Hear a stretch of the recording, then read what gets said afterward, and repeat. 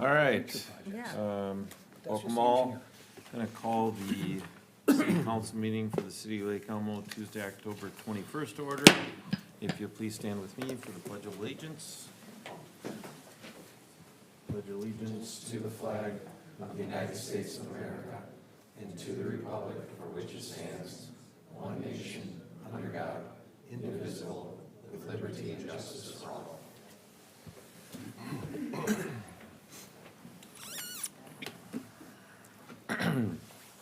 All right. First order of business is approval of the agenda as it's before you. I'll entertain a motion for approval of said agenda unless you have something to add or move. Move to approve the agenda? Second. I have a motion and a second to approve the agenda. All those in favor, please signify by saying aye. Aye. Agenda is approved. Do we have anybody with public comments or inquiries tonight? Julie? Not till the agenda item, okay, perfect. So we have the minutes from 9/2/25 in the packet. I'll entertain a motion unless there's some issues with the agenda or the meeting minutes from 9/2/25. Motion to approve the minutes as written. Second. We have a motion and a second to approve the minutes from 9/2/25. All those in favor, please signify by saying aye. Aye. Minutes are hereby approved.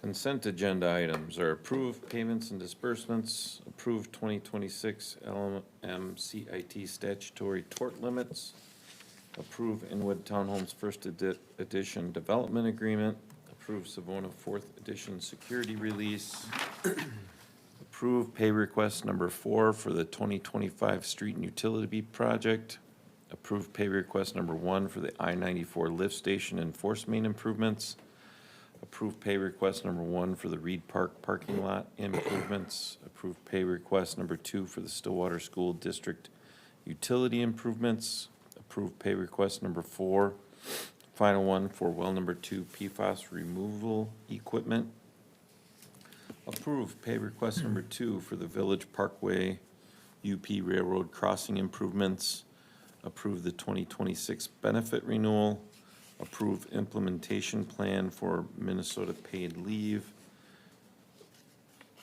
And that's what we've got. If I can get a motion to approve the consent agenda. Motion to approve consent agenda. Second. We have a motion and second to approve the consent agenda. All those in favor, please signify by saying aye. Aye. Consent agenda is approved. Moving into our regular agenda, we have the 2026 Street and Utility Public Improvement Hearing.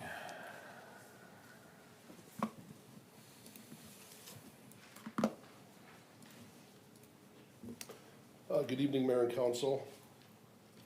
So tonight I have before you an item to order the improvement for the 2026 street and utility improvements. So you've seen this before, a lot of this information, but I'm going to kind of recap the findings of the feasibility report and the recommendations moving forward. We'll go over a handful of items tonight. So the 2026 street improvement project is proposed for the Lake Elmo Heights neighborhood with it getting into the Eagle Creek Point Estates neighborhood as well. This is, we'll just say this area is adjacent to that segment of Inwood Avenue that was just rehabilitated by Washington County this year. So last month, council accepted the feasibility report and ordered the public improvement hearing tonight. Pending the results of the hearing, we'll move into, or pending results of council action, we'll move into final design of the project. So to recap, findings of the feasibility study, the geotech report indicates that area roadways can be improved with reclamation. This strategy has been used quite a bit in Lake Elmo. and the reconstruction of the streets in in these neighborhoods will match the existing street widths, generally profile and geometrics. And the streets should also be reconstructed with concrete curb and gutter, specifically B418 style curb and gutter, to maximize the life cycle of the streets. Per Public Works policy, no parking restrictions will be proposed around cul-de-sac ends. We're not proposing any other, no parking restrictions as all the streets have adequate width. We'll be looking into the drainage systems in the area and recommending replacements of storm sewer structures or other drainage systems as necessary. The neighborhoods are already served by existing public water main. That water main was put in approximately 20 years ago. No improvements are recommended to the system at this time. We will work with Public Works to do a thorough inspection of valves, hydrants, things like that in case we do need to make kind of a one-off repair. And the streets, this area is outside of the MUSA boundary, and we're not proposing to extend any sort of sanitary sewer into the area at this time. So again, it's just a graphic showing the proposed improvement areas. We've got Lake Elmo Heights is bounded by Stillwater Boulevard and Inwood Avenue there, one cul-de-sac off of Stillwater up on the north end. And then Eagle Creek Point Estates neighborhood is actually, the cul-de-sac is Inwood Avenue. Again, to touch on those parking restrictions I mentioned, we're just proposing those around cul-de-sac ends.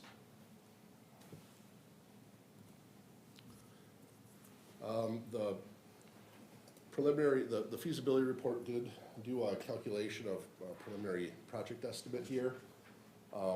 Per city policy, 30% of the project costs are eligible for assessment. Those costs have been tabulated, as shown on the slide here. So, for Lake Elmo Heights, generally you've got about a $15,000 assessment per lot. The Lake Elmo Heights cul-de-sac, it actually has a number of smaller lots on the street. So their assessment's a little lower at $6,800. And then Eagle Creek Point Estates, again, sort of like the Lake Elmo Heights neighborhood, is larger lots. And their assessment is proposed at just under $16,000 at the moment. These are the properties proposed to be assessed as part of that project cost. And so tonight, we'll be holding a public hearing per the State Statute 429 process. Following that hearing, I'm seeking council action to approve a resolution ordering the improvement for the 2026 street and utility improvements, the preparation of final plans and specifications per the feasibility report, and also authorizing the city administrator to enter into a contract with Bolton Mink for final design and bidding phase services not to exceed $138,600. With that, if there are any questions, I'll stand for those now. Otherwise, I'll stand aside for the public hearing. Any questions for city engineer? Just one real quick. So just looking at the last part, the 138,000, I'm just trying to compare that to last year's amount, and I think last year might have been a little bit different, how it was segmented up and maybe into a few different parts. So, yep, go ahead, I'm sorry. Yeah, I'm looking at it, it looks like it was closer to about just under $100,000 that we were looking at for that contract. Is there additional work? Is that just the increase in prices, or is there additional factors different than what it was last year with maybe the kind of Excellent question. different contract? Yep, so we have a comparable project. Obviously, pricing does go up year to year. This, I just want to stress that this is a not to exceed. Sure. And this does include both staff time and the project's team time. So last year, those two numbers were separated, if you may recall. Yep. So this is a combination of those numbers. I work for Bolton & Mink as a consultant to the city, and this is a not to exceed based on an estimated soft cost in the feasibility report. Got it. Thank you. Yeah. That's it. Anything else? If not, I'll entertain a motion to open the public hearing. So moved. Second. All those in favor of opening the public hearing for improvements for the 2026 street and utility improvements, please signify by saying aye. Aye. Open hearing is now at 7:10. If anybody would like to speak on the public hearing, you can do so now. All right, I'll entertain. one. Oh, got one? All right. Please state your name and address for the record, please, sir. Yeah, my name is Jim Greengard. I live at 2677 Imperial Avenue. And I guess one question I have or concern is when do we plan on, what's the long-range plan for sewer development in that proposed area? Because if you're gonna put in a new street and 2 years later, you're gonna put in a sewer, there isn't much sense to do it. At this time, we have no plans of putting sewer in that area. It's not within the metropolitan utility service area, so it's still maintained through your current septic systems. Another question I have is what is the cost-benefit analysis of concrete curb versus asphalt? Well, as a standard, we use concrete curb because we have used bituminous curb in the past, and it doesn't last very long. It doesn't as well as concrete curb and gutter, and the snow plows tend to chew up the bituminous curb and gutter. So it will last over and above what asphalt curb was, so that we Oh, get yes. a cost-benefit analysis? Absolutely. We did not do a cost-benefit analysis, no. We did not perform a cost-benefit analysis. We don't need to? No, it's the standard to put in the concrete curb and gutter. Oh, is that a law? It's in our standard plates for the engineering for the city of Lake Elmo. Okay. It's not law.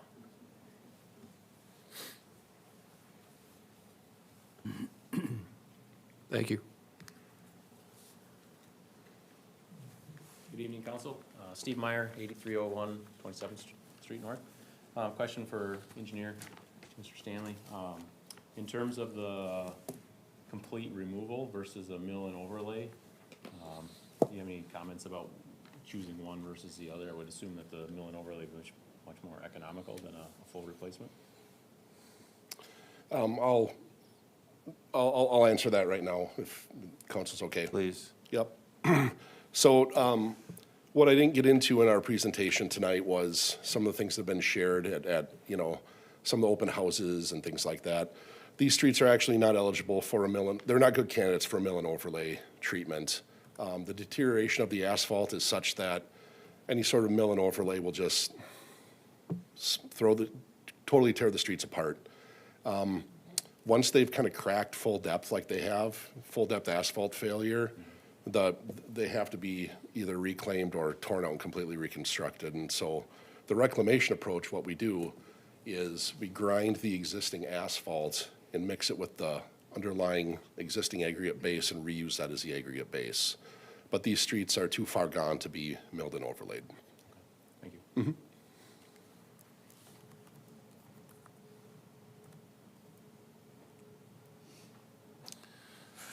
Entertain a motion to close the public hearing. Motion to close public hearing? Support. We have a motion and a second to close the public hearing. All those in favor, please signify by saying aye. Aye. Public hearing's closed.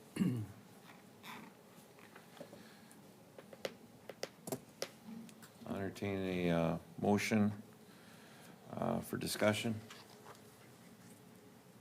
Motion to approve resolution number 2025-070, ordering the improvements for the 2026 street and utility improvements in preparation of plans and specifications for the recommended improvements outlined in the feasibility report dated September 9th, 2025.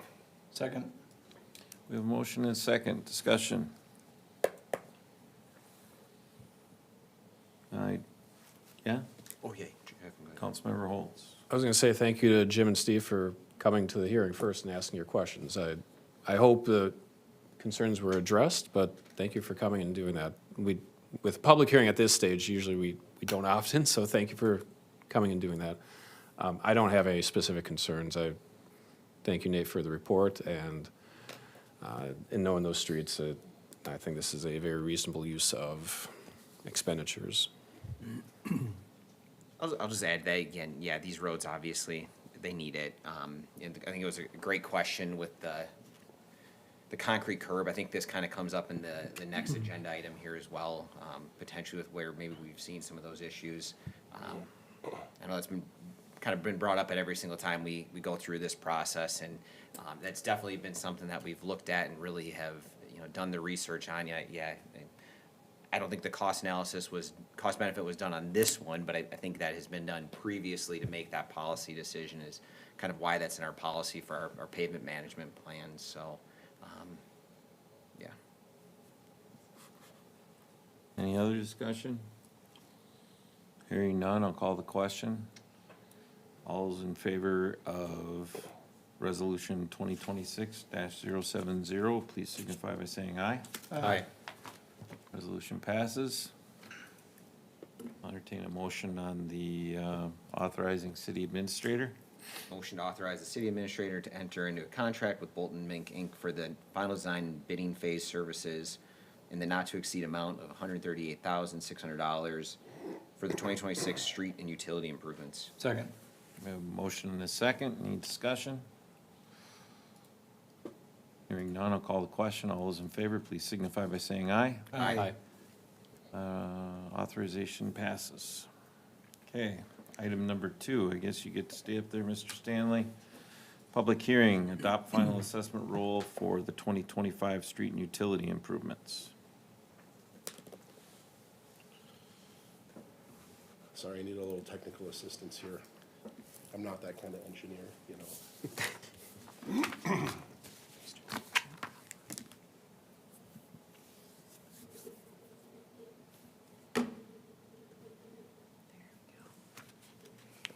Just cue them behind each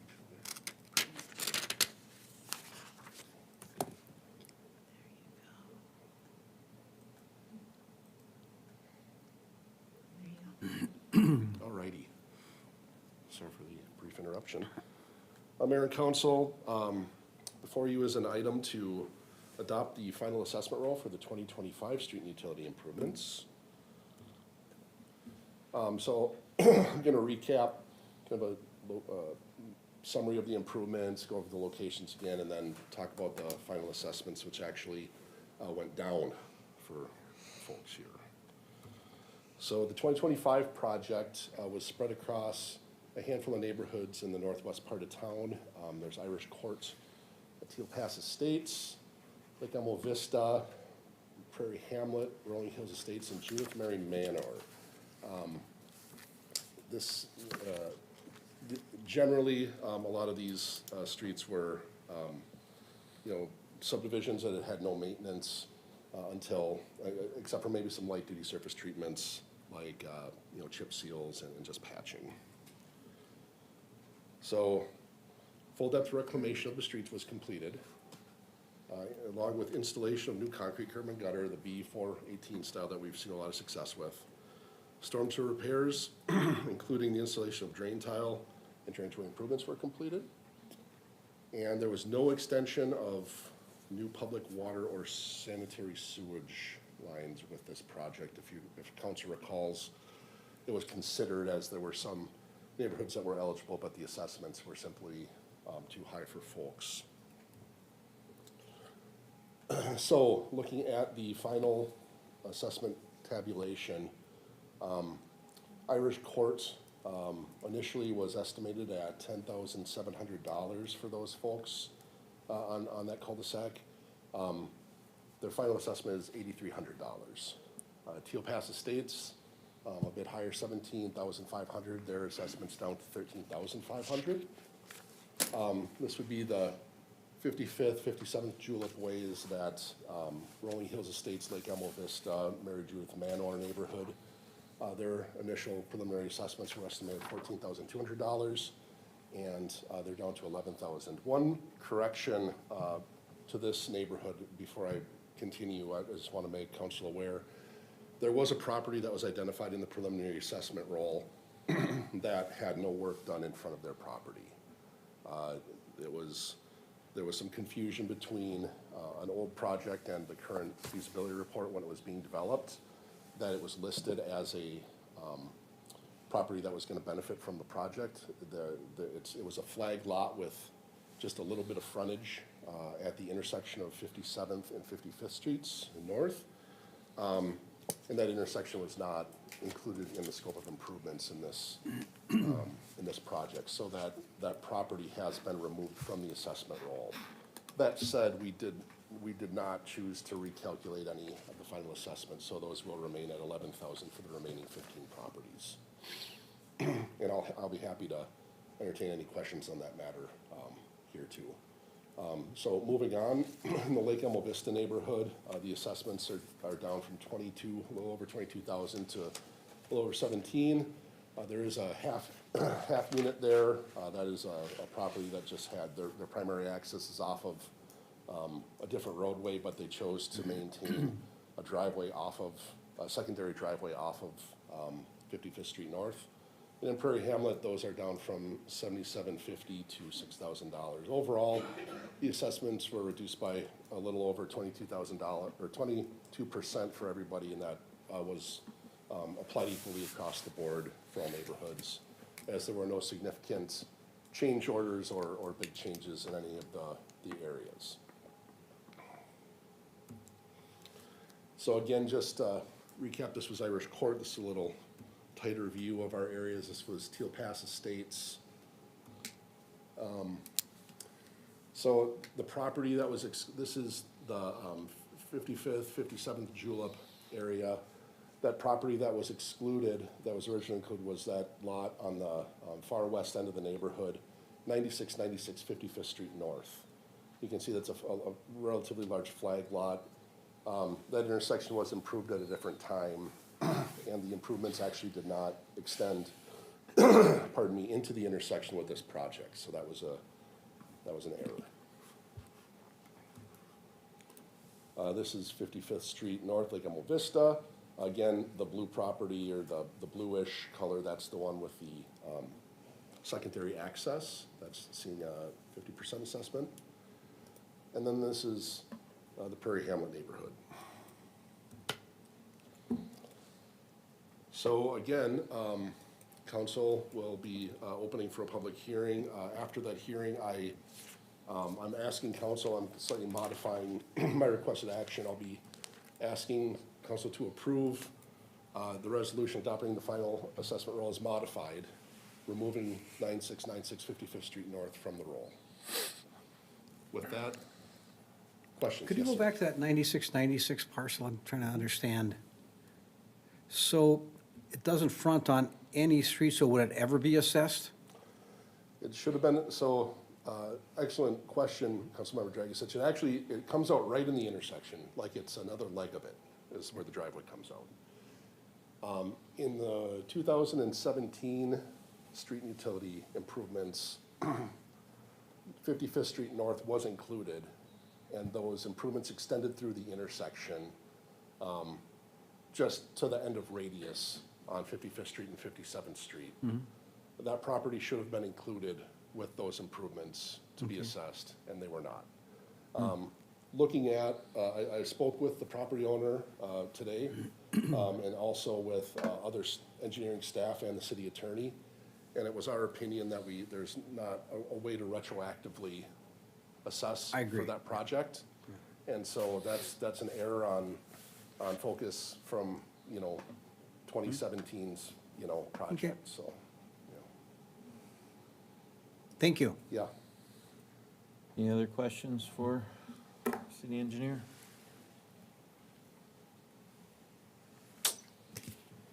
Not hearing any, I'll entertain a motion to open the public hearing. So moved. Support.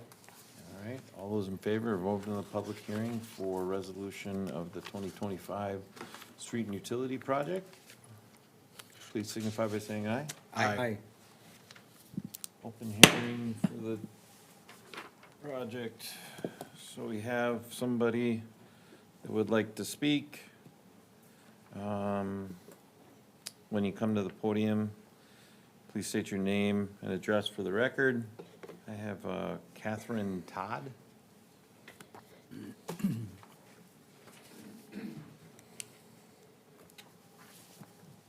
Good evening, I'm Catherine Todd. I live at 9961 55th Street North. And I want to thank you for allowing me to speak this evening. Mayor Caden, Head, members of the City Council, city staff, and my fellow residents. I'm here to talk about the $17,200 assessment plus 5.5% interest over 15 years for street utility improvements that will not only severely financially burden me, but also are fundamentally unjust, I believe, given what I've already contributed to Lake Elmo. When I purchased my property in 2019 for $435,000, I believed I was investing in a fair, thriving community. Since then, I've paid roughly $35,000 in city-related costs, this are taxes and fees and prior assessments, with minimal return or infrastructure. In less than 6 years, the city has doubled my taxable value of my home without my making appreciable, meaningful improvements to my property. The city has appropriated roughly 25% of my land as watershed that I still pay taxes on and I still purchased. Installing a new drainage that empties lawn and pesticide runoff downhill from all of my neighbors and street oils and contaminants directly onto my property adjacent to my well. This increases both maintenance demands and chemical exposure risks to myself and my family. In 2019, ironically, the city required me to relocate my entire septic field at a personal cost of over $30,000 right after I moved in, claiming that it was less than a foot.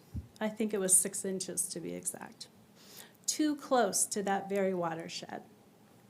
Ironically, this new street project increased the water runoff into that same area, the very land that I was told I needed to protect.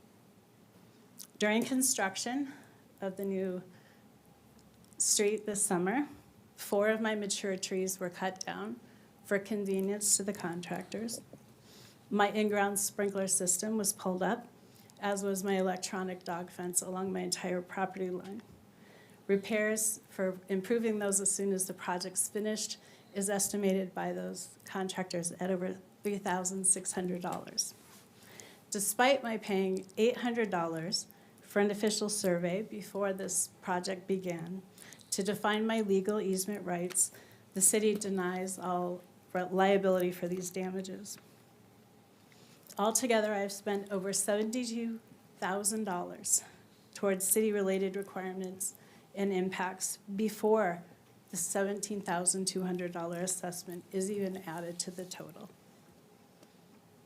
Unlike most property owners paying similar taxes, I receive no city water, no utilities, no sewer services.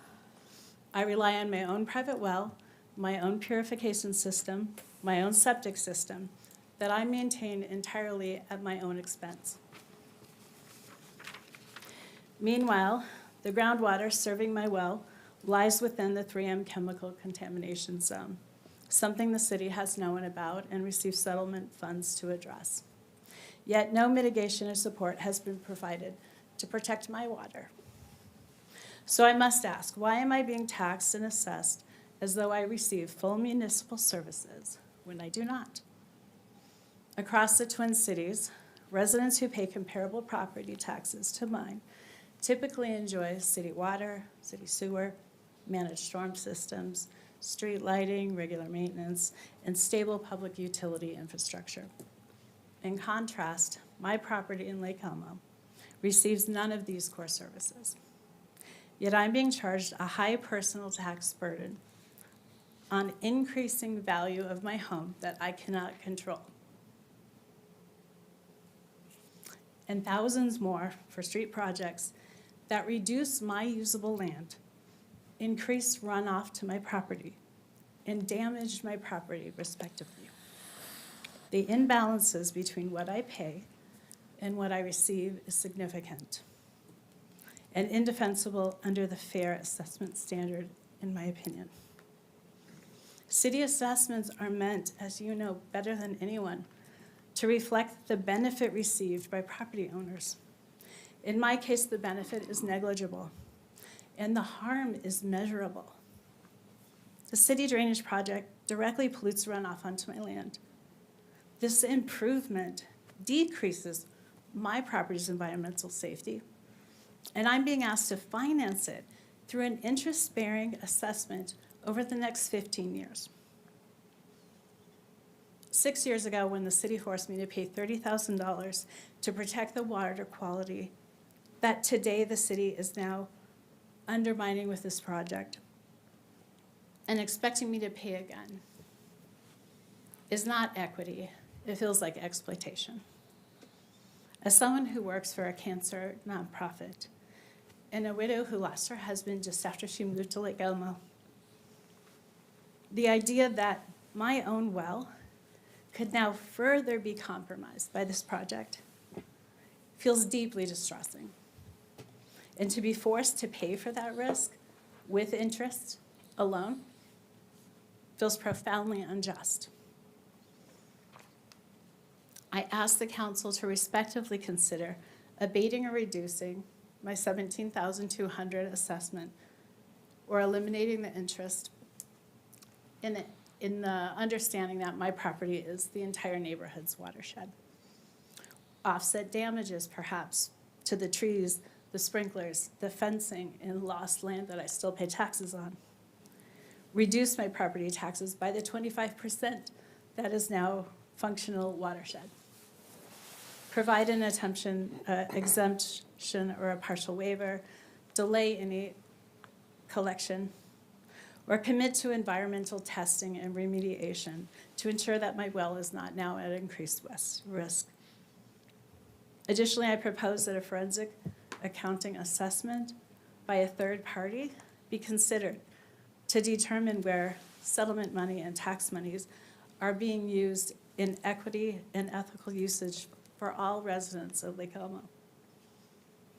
In closing, I ask the council to see me not as a revenue, but as a resident who believes in this community and who has paid more than her fair share. I am not asking for special treatment or an avoidance of civic responsibility, only that my contributions be met with fairness, proportionality, and respect for the principle that assessment should reflect actual benefit, not a blanket policy. Please consider this assessment carefully. It has profound impact on me. Choose to uphold the trust and the fairness and the integrity that make Lake Elmo the kind of community that we all want to live in. Thank you for your time and consideration. Thank you, Ms. Todd.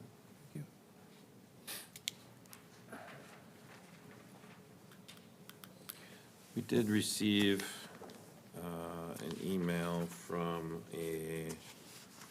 Mr. Is it John Bourbon? Requesting something, reducing their assessment hearing due to being assessed for some work that was done back in, was that 2017 or 2011? I want to say, based on roadway design. And I believe all the city council members have received that.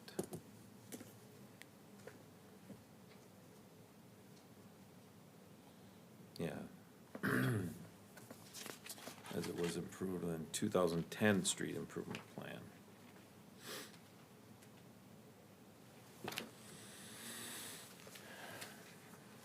Lengthy letter, and I don't plan on reading it in front of everybody at this point in time unless somebody requests me to.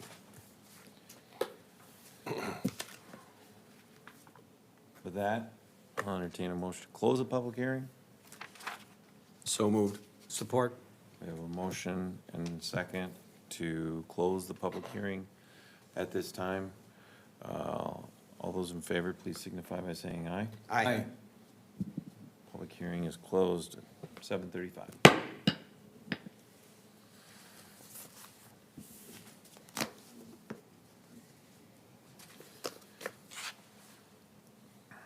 Question for Mr. Stanley. Are you aware of said trees that needed to be removed? Were those in the public right-of-way at Ms. Todd's residence? Were they within the boulevard? Mr. Mayor, yeah, I'm not aware of the specific tree she speaks of, but they would have either had to have been in the right-of-way or some sort of utility easement. Would it have been the same for, I can give you the explanation if you want. You want where they were. You can consult the map to show you. I don't know how to handle that one. If you can show Mr. Stanley on a map. So the trees you can see, my property is 9961. You see the trees that are right there on my property. They were within the easement. What I was told was the contractor wants to be able to use his backhoe or loader easily in that area, and it would be inconvenient. One of the people who maintains that area and did our clean out last year of that drainage said that they didn't believe that it was going to be in the way, and they believed the trees could stay. I asked the supervisor to come on property, asked them to do whatever they could to help me save the trees that were clearly within my property line. And he said, no, take the trees down. It's inconvenient if the contractors spend more time trying to maneuver around that tree. They're the cluster of trees. It could cost the city more money for them to have to take the time to do that, so they took the trees down. Trees are valuable, between $1,000 and $10,000 for mature trees, and I believed it was worth consideration, and I did my best to try to campaign for that. They were not in the roadway or on the easement in any way, shape, or form.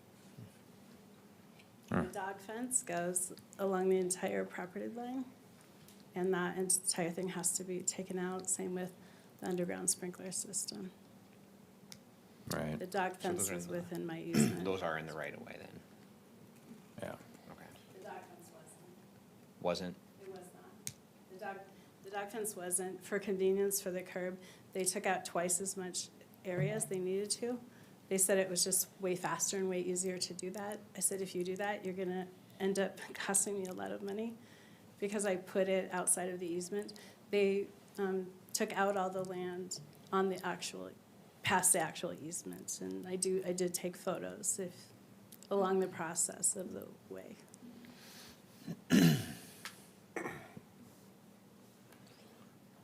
So, to respond to the mayor's question, this is not an issue I'm specifically familiar with. I apologize for any inconvenience, obviously, and we certainly, as a team, we aim to try to avoid any sort of tree impacts, knowing that, it's not just the value, it's the fact that a mature tree it takes a long time to come along, so we do what we can to work around those. So I'm sorry to hear. I certainly, I can follow up on this and see if there's any other explanation I can come Yes, up with please for you. do. Yeah. And I guess what would be the normal course of action if they do have to dig up an irrigation system, or they do have to dig up an invisible fence, or, go into the property? What is typically, how is that handled then as a result of that? Obviously, it's different if it's in the right-of-way or an easement. Yep. So the contractor we don't allow the contractor to go beyond the right-of-way. So I don't know if there's some misunderstanding, but, and a lot of folks have set items in the right-of-way. So we send out general letters, notices about these items, talk about them at public meetings, and we encourage folks to work with, some folks have a contractor, an irrigation contractor that they use all the time, or contact one to, remove those pieces that are gonna be in the danger zone.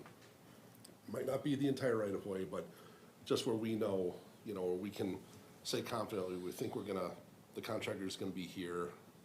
Let's add like 4 or 5 feet to that as a factor of safety, because in some spots, the right-of-way's way wider than the boulevard. You know what I mean? You've got Yeah. maybe a couple dozen feet of boulevard. This street doesn't look like that's the case, but we work with folks on that and to try and avoid those issues, and then as well as reinstallation of those items to try and encourage folks to wait. And we work as closely as we can, although there are some situations where the contractor, that's, when we sign the contract with them, it's up to their means and methods, and we're, subject to their schedule, and that does change on occasion. So, we just do our best to minimize the headaches for folks all the way around the horn. And so if they do have to go into their property outside of that easement, I mean, is that usually covered by the contractor, or that's just something that the property owner has to So that's end up so if a incurring as contractor an expense gets as into well? the private, if a contractor gets over a line, they become liable. So, ma'am, we typically don't open for discussion. So what I'll say now is that we'll have the city engineer and the inspectors who are out there come take a look at it and make sure that things are done and taken care of appropriately. Thank you. Yeah, Mayor, I would like to add on to that, we should determine if the work occurred within the public right-of-way or not. For sure. If it's in the public right-of-way, then the trees were removed, they were city trees, they had to come out. If, there's private property in the right-of-way, it's unfortunate, but it's in the right-of-way, and typically, that owners are supposed to move their stuff out of the right-of-way. But to me, the key question is, was it in the right-of-way or not? Yeah. And if it was in the right-of-way, then it's unfortunate, but it was within the construction limits. If it was, outside the right-of-way, we damage it, we need to pay for it. Right. Okay, thank you. Contractor. The contract, yeah. Arbitrary should force a contractor to pay it. Is that something that obviously can be looked into? Because I want to know as well.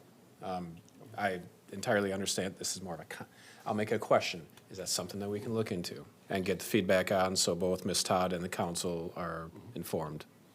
Yeah, absolutely. Mayor and council I'll follow up on this matter first thing tomorrow. I'll have a conversation with construction staff, and we'll get to the bottom of it. Thank you. Great, thank you.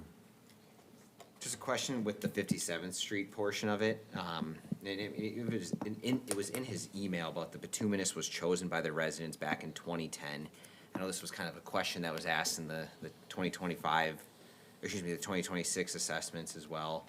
And again, I know we've talked about this a lot, but maybe could you speak to that again as far as like how that impacts the lifespan of this? Yes, there's the 25-year lifespan that was put on this, but that is, I'm assuming probably with the concrete curb versus the bituminous. If you could just speak to that a little bit as far as how that changes the life expectancy.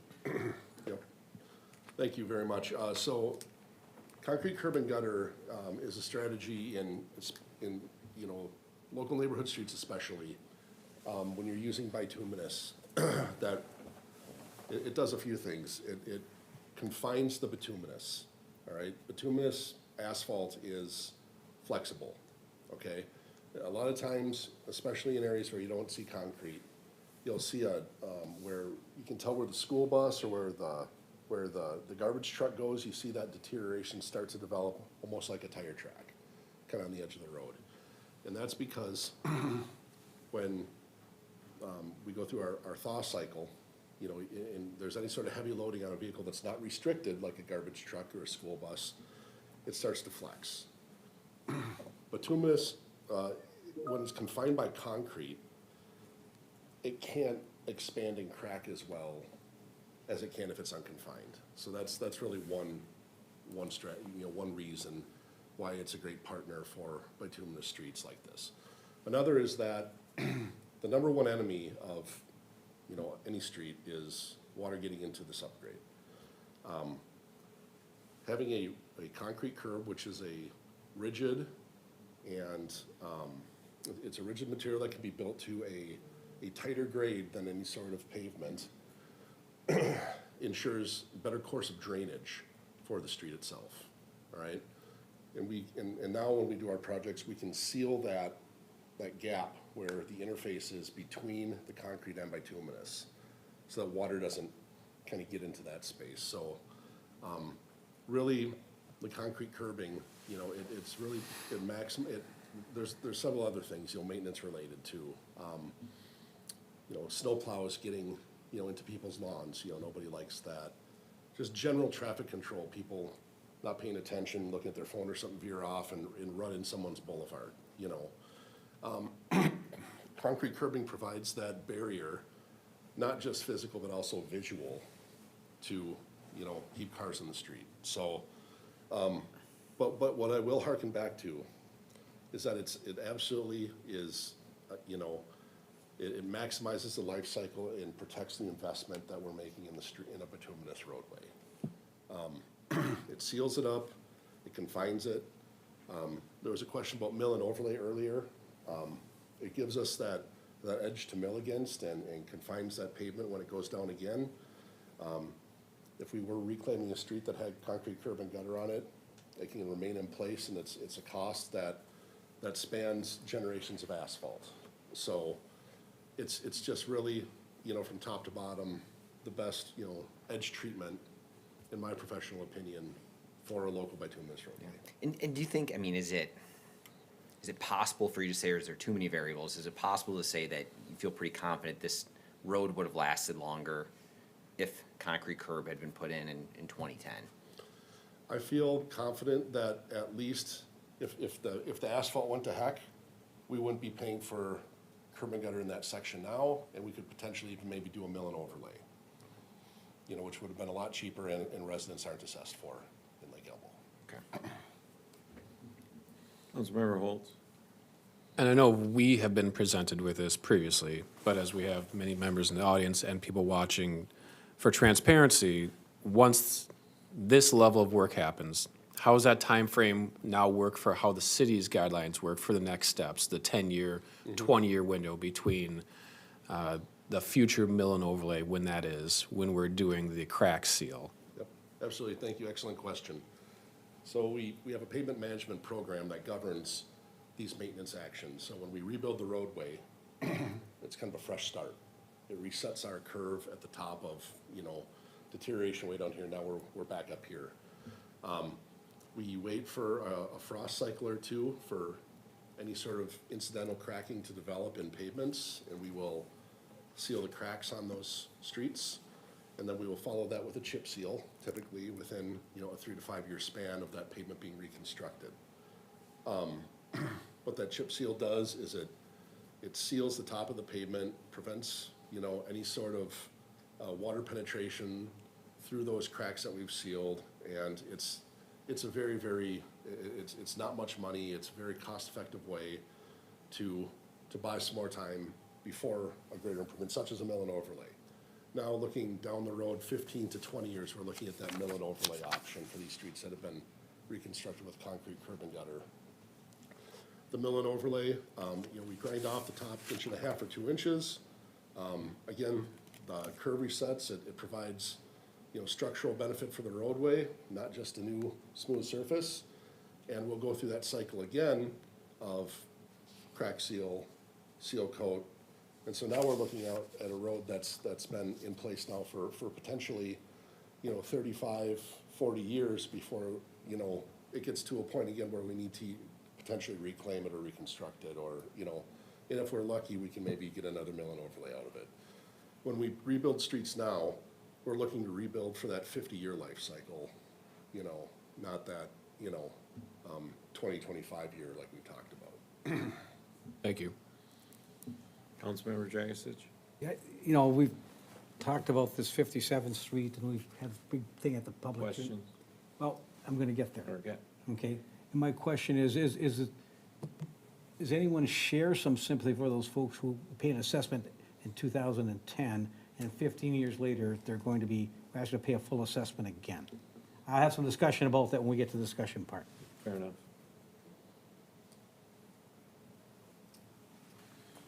Councilmember Cragness? Yeah, I was curious about the reduction of 22% from the preliminary estimate. What was the reason behind that? Thank you, great question again, Councilmember Cragness. That is primarily because we got such good bids. So we're estimating, these preliminary numbers based on kind of historical cost estimates, and we like to actually be kind of on the higher end, We don't want to be the low bidder. Yeah.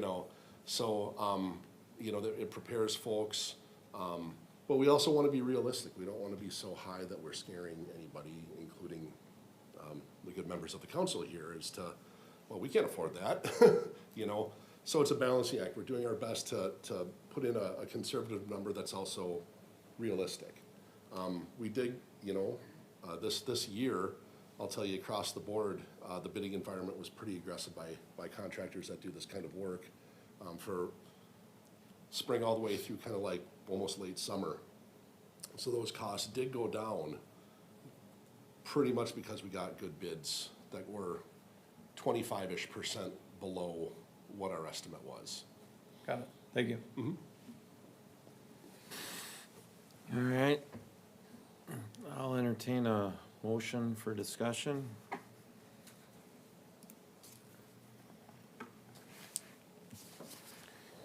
Motion to approve resolution number 2025-071, adopting the final assessment roll for the 2025 street and utility project.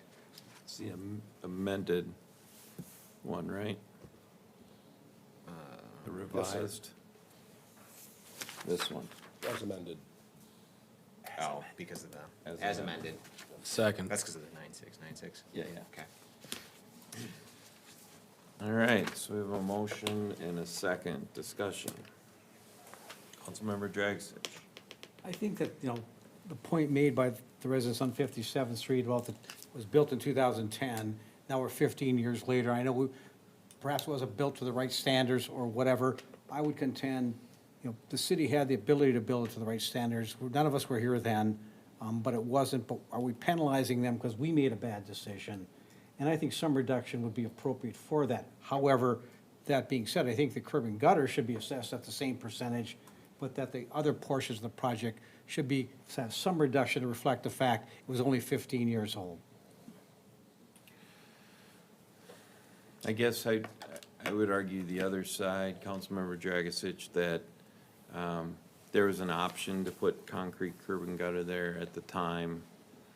The roadway, if it was in fact, I've seen back when townships and things in this more rural area was being developed, that roadway probably didn't have the appropriate subgrade.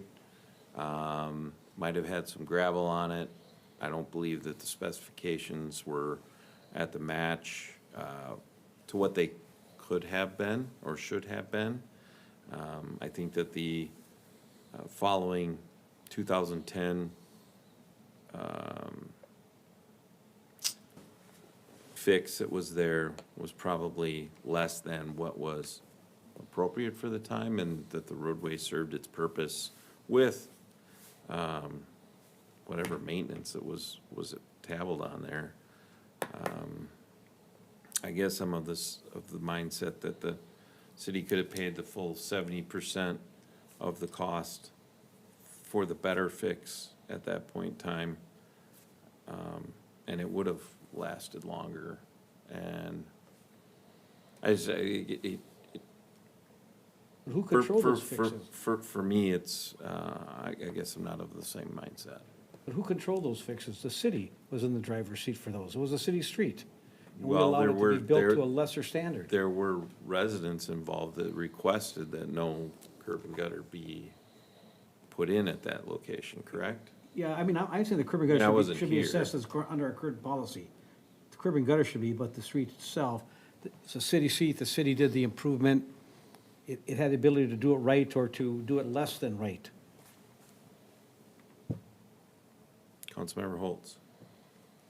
Related, but not related, because the question did come up, so I do want to address it. So, Ms. Todd, you had asked about some of the 3M stuff, otherwise, if it had not been asked, it's not related. But in terms of expenditures, the 3M settlement group, per statute, has to send a report into the legislature, and that is an annual report that describes line by line all the projects, not just for Lake Elmo, but every entity and municipality that receives funds. So that is part of an annual report. If you want to, I can provide the link for you afterwards, or actually be easier to just email me and I can provide that. That is the one thing the legislature does have control over. They don't have control over the fund, but they did pass a law saying at least have that kind of level of transparency. In terms of the well, for any user who has a private well, I know many of you in the room have private wells. The city does not receive funding for your wells. You don't pay taxes to the city for your wells. We receive utility funds for people who are on city water. With that said, the settlement, and this is another place where I can post it as well as city can, we have it on the city's webpage under the water area. Settlement dollars exist for testing for a well that may be contaminated. The line has gotten smaller, luckily, but there's still a line, and I haven't heard lately how long that line is. It's in the 3 to 6 month range, last I was told. But that goes through this settlement process with MPCA. Any well that is contaminated above the health index levels is then eligible for a remedy using those settlement dollars while they still are out there. The city does not have a role in that when it's a private well, so I just want to make that clear, but absolutely, you need the information. You obviously have concerns about it, as I would if I lived in that spot too. So the process exists, and many people in this room can help to provide that information, but it's not necessarily a city role. Outside of water topic, I lean in the 70% side with the mayor, 30% with you.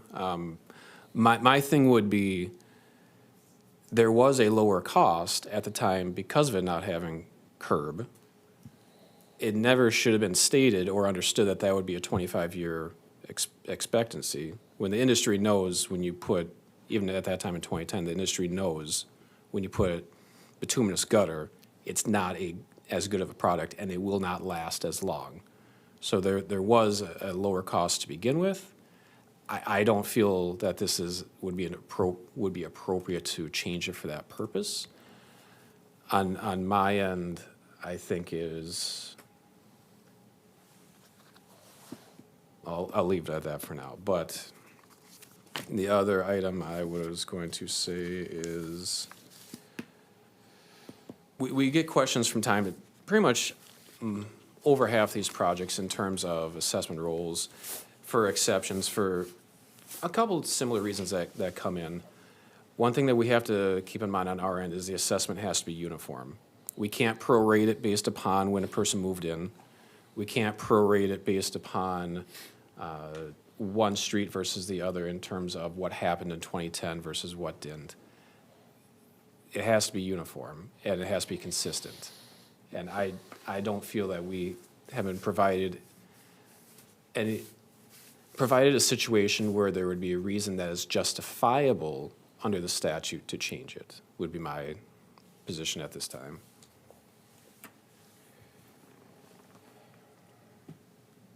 Councilmember Jacksich. I think it has to be uniform and consistent, but from area to area. You can't say it's uniform and consistent across the entire city. We have 5 or 6 areas where we did streets, and in one particular area, it has to be consistent. You can't single out individual properties. But 33rd Street doesn't have to be the same as 57th Street. Agreed. The other thing, I wanted to back up to some points you made. The resident who spoke to us talked about sewer and water and storm water. I want to point out for the public that there are no property tax dollars that support those utilities. Those utilities are supported by the user fees paid by people who are connected to those utilities or have those utilities in their area. So, they're not tied to the assessment piece at all, except to the extent if we improve them, you're assessed for the improvement. But there are no tax dollars supporting public utilities in the city of Lake Elmo. I just want everyone to realize that because I think there's a misconception that in fact is the case. The users pay them through a fee.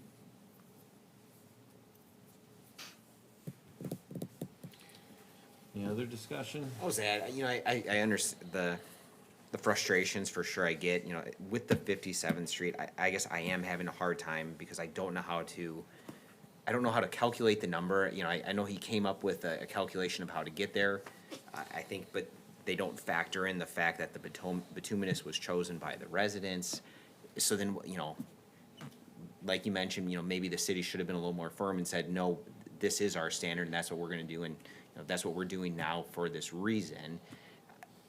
So how do you change the calculation based off of that? I don't know how we'd come to a number. I think it would potentially set, maybe not the best precedent for it.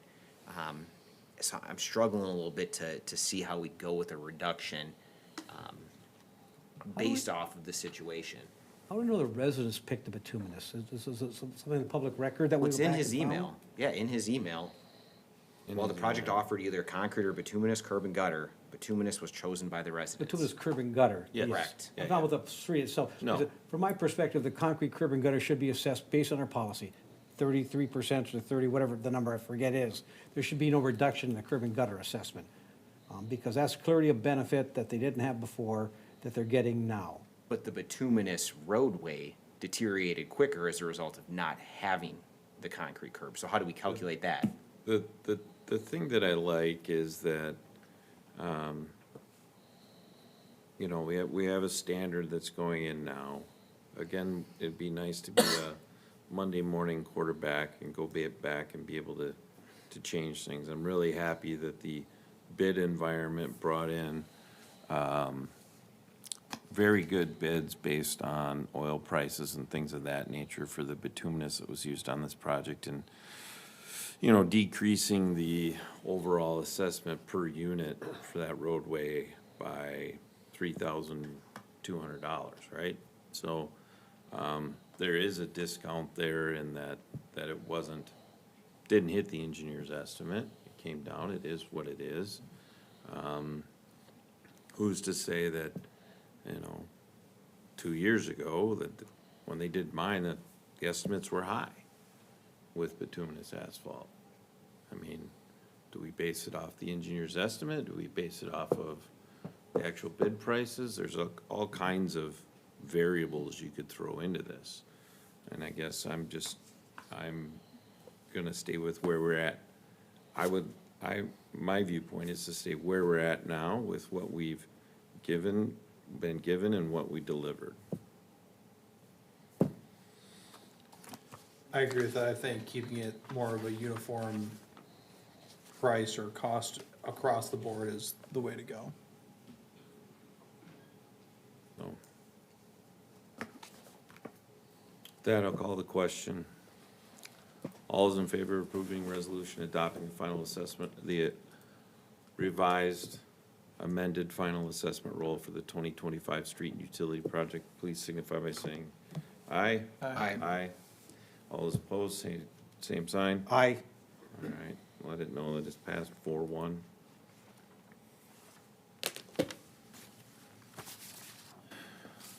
You're just gonna stay up there, aren't you?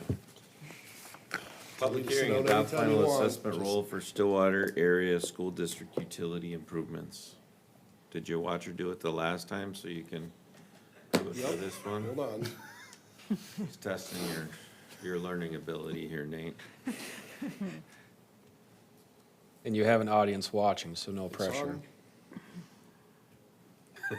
No. It's on this screen. Pressure was on. I know.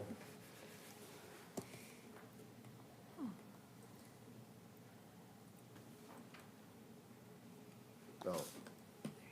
It was just it was behind the one. There you go. Close. Second place is the first loser though, right? Mayor and council, before you is another item to adopt final assessment roll for the Stillwater Area School District utility improvements. I will go over said improvements, and then we'll talk about the assessments for this. So this, to recap, this project was to install some, primarily sewage improvements for the new Lake Elmo Elementary School at 10th and Lake Elmo Avenue, and then also to provide sanitary, sewer, and water service for Oakland Middle School. So to achieve this, we ran new gravity line, a new sanitary sewer gravity line into an existing lift station at the Royal Golf Development into Oakland Junior High, as well as a water line. Then we upsized the existing force main that ran from the Royal Golf lift station down to previously connected to an existing 16-inch force main line that ran out of the old village area down Lake Elmo Avenue. That line then ran down Lake Elmo Avenue and discharges at Fifth Street into the gravity system. So what did we do? Well, we had to upsize the line to accommodate the sewage from Oakland, and then we had to upsize the line to accommodate the sewage from the school. And so we disconnected the line from the existing 16-inch force main line. If you're not following me, let me know. And then we built a new force main that runs parallel with the existing 16 down to Fifth Street and discharges. Okay, so this allows for a private lift station at the new elementary school to discharge directly to this new 10-inch force main, as well as it picks up the existing sewage flows from the Royal Golf area, but also from Oakland Middle School. A lot there. Hey, look at that. I just talked through it without even looking at the slide. So again, this project was coordinated with the school district, and the school district actually submitted a waiver of assessment prior to this work being undertaken, so they cannot contest their assessment. We have communicated that their assessment did come in quite a bit lower than the estimate. So the preliminary sewer assessment for the elementary school was almost $800,000. It came in at just over $650,000 for the cost. The middle school, the sanitary sewer assessment, again, was $784,000. That ended up coming in at $644,000. No water main assessment for the elementary school, but for Oakland, which needed a new water main extended, the estimate was $168,000, and that came in at $154,000. There was one residential property along 10th Street on the south side, kind of tucked in between the road and Oakland, that did receive service from this project too, that is being assessed. And so you can see their assessment is pretty modest for getting sewer and water service.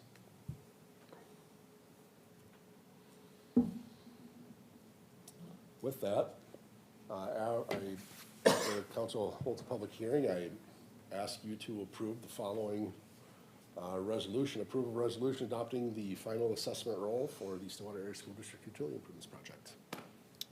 Are there any questions for the city engineer before we go to a public hearing? Okay, I'll entertain a motion for a public hearing. So moved. Second. All right, we have a motion to go into public hearing for resolution of adopting the final assessment roll for the Stillwater Area School District Utility Improvements. All those in favor, please signify by saying aye. Aye. Public hearing is open. I don't see anybody from the school district here. So I'll entertain a motion to close the public hearing for the resolution adopting final assessment roll for the Stillwater Area School District 2 Utility Improvements Project. Motion to close public hearing. Support. We have a motion and a second to close the public hearing. All those in favor, please signify by saying aye. Aye. Public hearing is closed. I'll entertain a motion. Approve a resolution adopting the final assessment roll for the Stillwater Area School District Utility Improvements Project. Support. We have a motion. Sorry, motion to Yeah. approve, sorry. All right. So, discussion, any discussion? Councilmember Holtz. I just think staff at both the district and the city need kudos on this, because this project was an extremely fast-track project, and the amount of work that was required to get utilities there and the originality and figuring out solutions was pretty high. But there are 2,000 students between those two buildings, a lot of staff, and a lot of families who are directly benefiting from that work that had to be done on a very fast-track nature, so good job. I can't claim any credit here, but I would certainly pass it along. Thank you very much. All right, any other discussion? All right, I'll call the question. All those in favor of approving the resolution adopting the final assessment rule for the Stillwater Area School District Utility Improvement Project, please signify by saying aye. Aye. Motion passes. We have Landfill Solar Farm. Who's presenting this? Director Stopa with Mr. Manzara.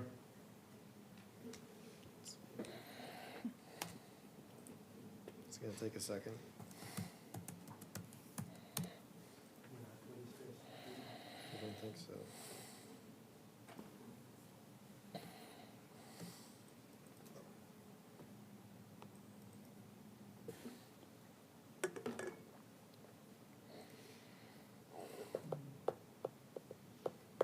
So Commissioner Manzara is here today to talk about the next steps for the solar landfill project. This came up at the EDA meeting, and there was a specific request for the council to look into this issue. So the issue before the council is the EDA made a motion to ask the city council if they want staff and the city attorney to research restrictions and possible solutions for developing a solar farm on the old landfill site. So that's the overarching question. And then, Tony, I think you could give the background there. Thank you very much. Good evening, I'm Tony Manzara. Thank you, Mayor and Council, for considering this. As you may know, I've been on the EDA since 2022, and one of the items that I've been trying to get at least some forward motion is to use the landfill for something rather than just, growing grass on it. And so one possibility, and is included in the zoning for that area, is to build a solar power system that would benefit the city. So the topology of the landfill, the way it was finally finished up, is they formed a mound rather than a flat surface. So that makes it somewhat difficult to build anything there. Let's go back to 1969 when they started dumping stuff there. The counties decided in their great wisdom that they'd take an old, basically a gravel pit, which had not been lined, still had water in it, and start dumping anybody's garbage in there.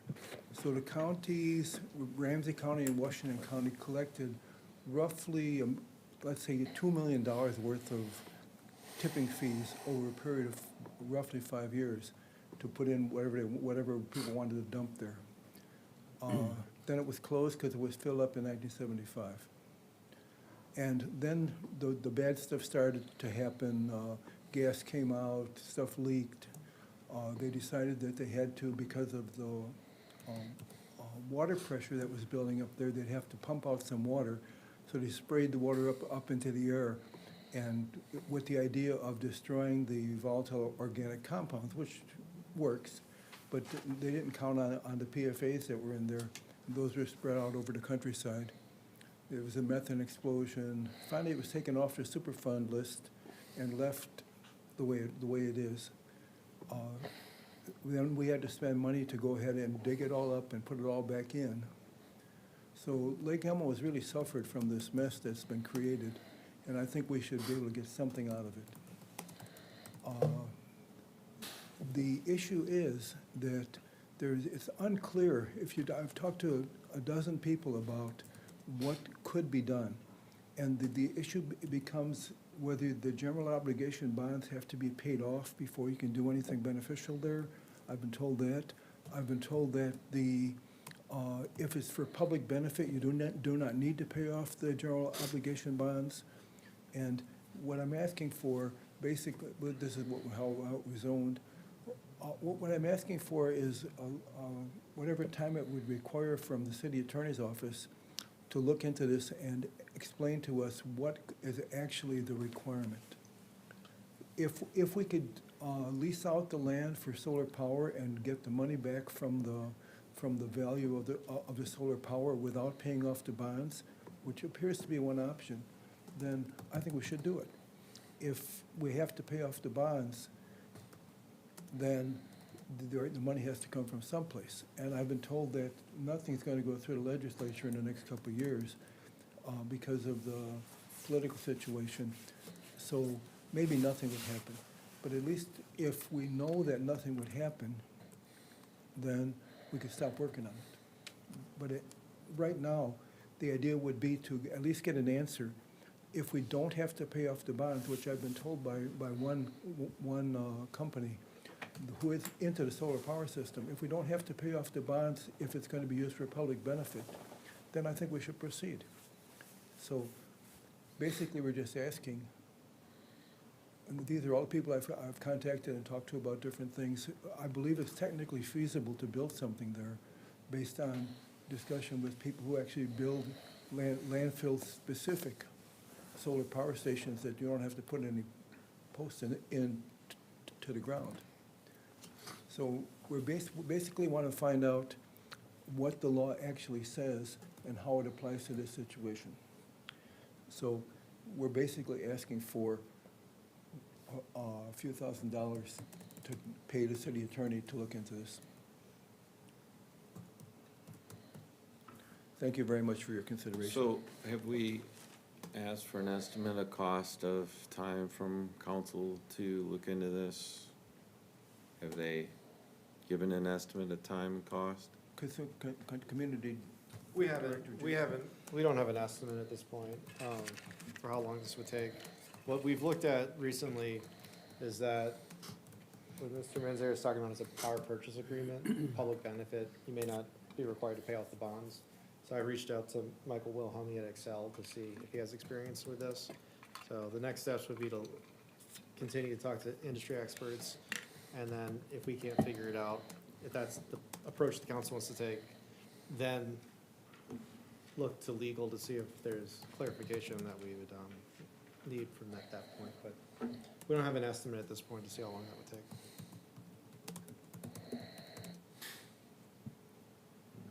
Councilmember Holtz. So the city owns it. Is there still any legal responsibility by MPCA with their oversight? I know it's not in the Superfund anymore, but it's still in the Minnesota Landfill program. Tony can probably say what the program was, but have you talked with Kirk or others as to what their ongoing responsibility is for that site? I talked to Hans Neve, who is the supervisor of the closed landfill project, and he basically said that we have to get this resolved, and he would be the person who would decide if the design that we propose would be acceptable to put there. But the whole legal thing, I contacted Jennifer Hessmer's office to find out what the actual bond requirement is, and they basically told me that, well, that we're busy now, but we'll look into it. And I've spoke with 3 or 4 solar power developers, including Evan Carlson, Bob Olson, Mary Kay Olson over at Cooperative Energy Futures, and I get different answers from different people. And so it would be really nice to know if it's worth working on this or not. I think that if we did not have to pay off the bonds, there's a clear way to make some money on this. If we did, we have to step back and see how to go about that. Thank you. Councilmember Dragisich. How are the bonds paid off now? What's the source of revenue? General obligation bonds are paid off at the rate of 1/40th per year. What's the source of the revenue to pay it I off? assume it's the state of Minnesota. Okay. We paid $4.23 million to cover the landfill as a general obligation bond in 2014. So roughly 3/4 of that money's still left to be paid off. Paid off by the state, thank you. Yeah.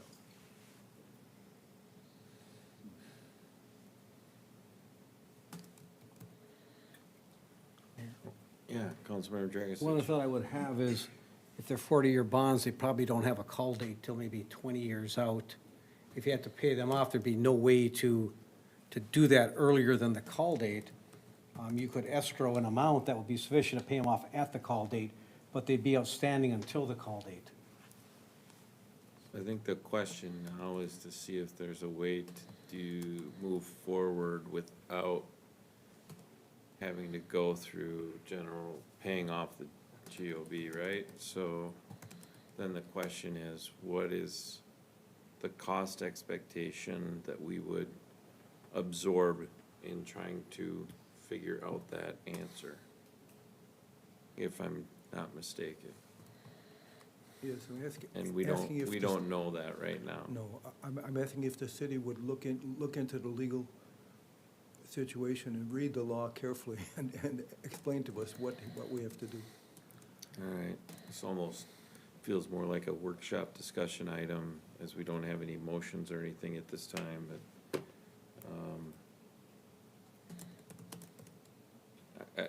I think I'm okay asking the rest of the council if they're cool with, Community Director Stopa to inquire about an estimate of what this might cost the city to get into and see if there's a way without the GOB. I mean, I don't think we can make any decisions without some more information, right? So, I mean. Yeah. Would you like to bring it to a workshop sometime early next year? Yeah, I think it's just, maybe understanding what we would be in for and whether that's a risk the council would wanna move forward with. And I mean, we could move forward with number one, and that could be a free answer. Yeah. Well, not a free answer, it's his time, Yeah, it's still taking Well, I time. think the question's already been asked from our local representative for Excel, right? So that's already happening. Okay. So then the next question would be, what exposure would we have as a city cost-wise related to, the legal review Yeah. there?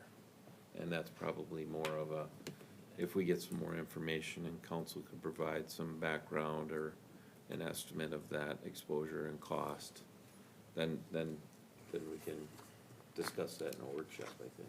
Yeah. And I don't recall offhand, because entities differ, but, I mean, staff incurs legal costs on an ongoing basis without requiring city council approval. I don't recall if we have an amount in place to say if it's more than this amount, it requires council approval, but those costs incur from time to time. Do you recall, either of you, if we have a threshold where we've said council, I know we have other thresholds for other things, but I don't think there was one for this. No, not that I'm aware of.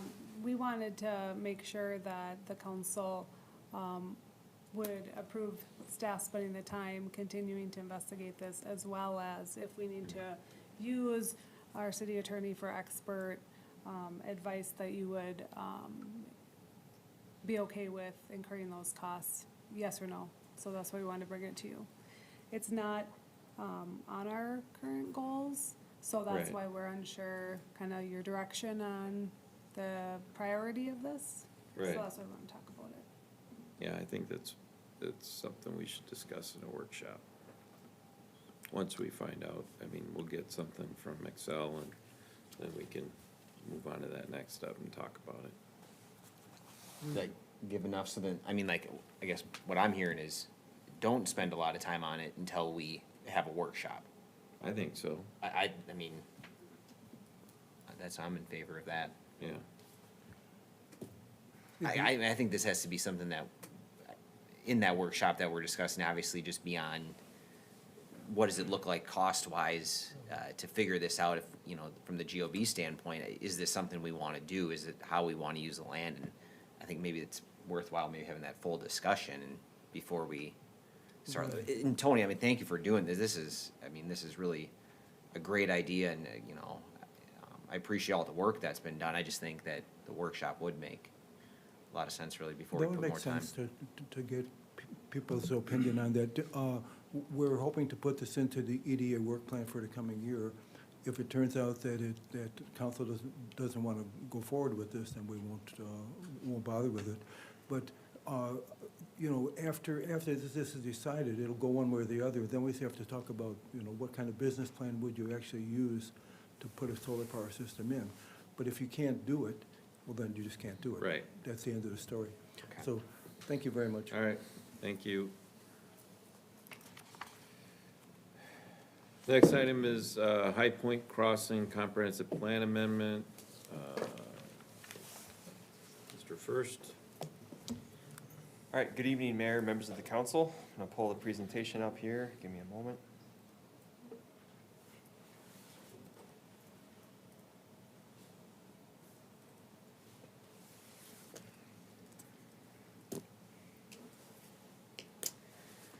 Okay, so you'll remember this project from around this time last year.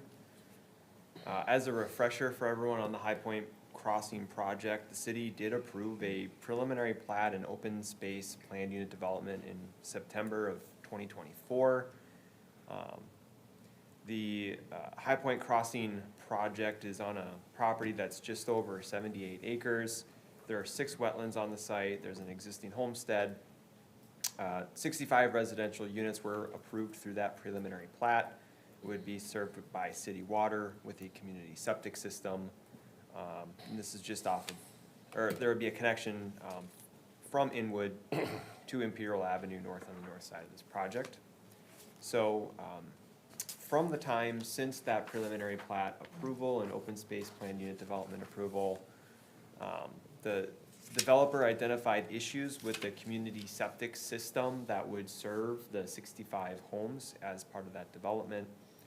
The issue was only found after additional due diligence was performed by the developer, and the developer is here and can speak to some of that due diligence that they did. Essentially, the community septic system was ruled out as an option for sewer, so that caused the developer to look at alternatives to provide wastewater treatment on this property. The options were presented to the city council, and the step that was identified was to move forward with a comprehensive plan amendment to bring this property into the MUSA. I do want to show you, here is the site plan that was initially approved through the preliminary plat with the open space planned unit development. I do want to note one typo in my report. At that time, the planning commission did recommend a denial. The city council did approve the open space planned unit development.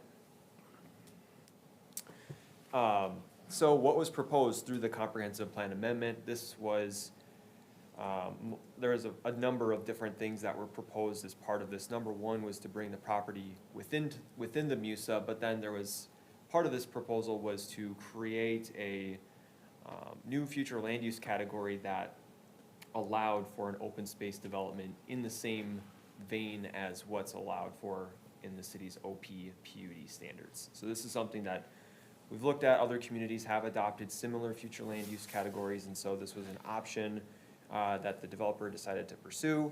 So that new OP LDR district, we were calling it, would have a density range of between 2 to 3 units per acre and necessitate open space preservation of at least 50% of that development into perpetuity, and be held by the city. There was that MUSA amendment that would provide this property to be located within the metropolitan urban service area. The sewer connection would be made south from this development through a force main along Inwood. This new future land use category wouldn't be limited to this particular property. There are other properties within the city where this could be appropriate, but that those properties had not yet been identified as to exactly where this could potentially be used in the future. This idea was pretty thoroughly vetted with the Met Council staff to make sure that we had a very clear understanding of how this would work from a density standpoint, any ramifications that it might have for the city on a regional policy conformance basis. And so that all went into the review. This item, I'll just kind of pause and say, is mostly just an update for you tonight. This is advisory. We'll talk about some of some of that here on the slide. So the Planning Commission held a public hearing in July. There were some comments from the public that were opposed to the amendments that I just talked about. The Planning Commission also did ultimately recommend a denial. However, we said to the Planning Commission that we wouldn't bring this project in front of the City Council until we had the benefit of a sewer capacity analysis. So as we have to do when a property is proposed to be added to the MUSA, the city has to conduct a pretty thorough review of its sewer system to understand, is there capacity for this new development? That sewer study is still not done, in large part because of coordination that's still ongoing with the Met Council. So for that reason, the developer did request an extension of 90 days for this decision. So our new deadline for a determination on the application is January 23rd of 2026, so next year. The staff can't really provide any clear answers on sewer capacity relative to this request for this property to be added at this time, again, because we have to really understand, I think more holistically, what the capacity is based on coordination with the Metropolitan Council. So they accept the wastewater that comes from the city. So that's generally just an update for you on the status of this. Again, no decisions asked for this evening. However, the developer did provide a couple of different alternatives that they are considering should the sewer issue be a problem and cause this comprehensive plan amendment not to be approved. So I'm gonna quickly show those two different alternatives that the developer is considering. Just a question. Yep. So the Met Council's aware of the bottleneck, and have they given us a time frame in which their modeling can be done to figure out if they plan on addressing it, when, and if they do, when they would plan on addressing it? Because we know these things take some investment and time to figure out. Yeah, absolutely. So that would be part of that ongoing coordination, is getting a timeline from the council for. So we don't have one We now. don't have that right now, as far as I'm aware, but I'll look to Nate if there's any update, city engineer. No, Nathan's right. There's just been loose discussion. There's no firm timetable for any sort of improvement to, like you say, clear up a bottleneck in the system. I will say staff understand that is an important question, so it's not lost on staff that this is a really consequential piece of information to get. Because then it affects more than just this, correct? Yep, absolutely. So that's definitely on our minds as we work with the Met Council and try to get that information. Okay. So I'm gonna move into, if there's no other questions, just an overview of these alternatives. And again, these alternatives would be for rural development that's not served by public sewer. So the first concept is probably familiar to the council, as this was discussed before the comp plan amendment came before you, or the city. So this has approximately 30 units. It provides a street connection from Inwood to Imperial that you've seen before in a cul-de-sac. Properties are generally 1.5+ acres in size. The concept on the screen now has 11 units on 2 different cul-de-sacs, so no street connection here. These are proposed to have private drives serving from the public roads along Imperial or Inwood to the home sites. So these are call them very rural lots. The smallest lot area would be just over or under 6 acres. So again, 11 lots there. So very high level review in the report. There was really not any vetting on these alternatives at this time, just because it's extremely preliminary, and there is a assessment though here on the screen, and that was in the report, on what these two concepts would mean. So if the city approved a 30-lot rural development like you saw on the screen, it's possible that there's requests for wetlands and ponding to be allowed on certain lots. That's not a city standard. the use of PVC versus ductile iron for water main through the project was something discussed previously. Having a minimum lot size of 1.5 acres for those lots, and there has also been conversations about having some different rural road section applied to the street connecting Inwood and Imperial. And again, I know that the council's had some discussions on road sections. So the 11 lot rural development concept would mean, again, that there's likely wetlands and ponding allowed within the lots. You'd have 2 private drives coming from the public road that serve 5 and 6 home sites respectively. No public road connection would be made from Imperial to Inwood. And notably, part of that 11 lot rural development concept included no public water main connection. So those would have to be then served by private wells.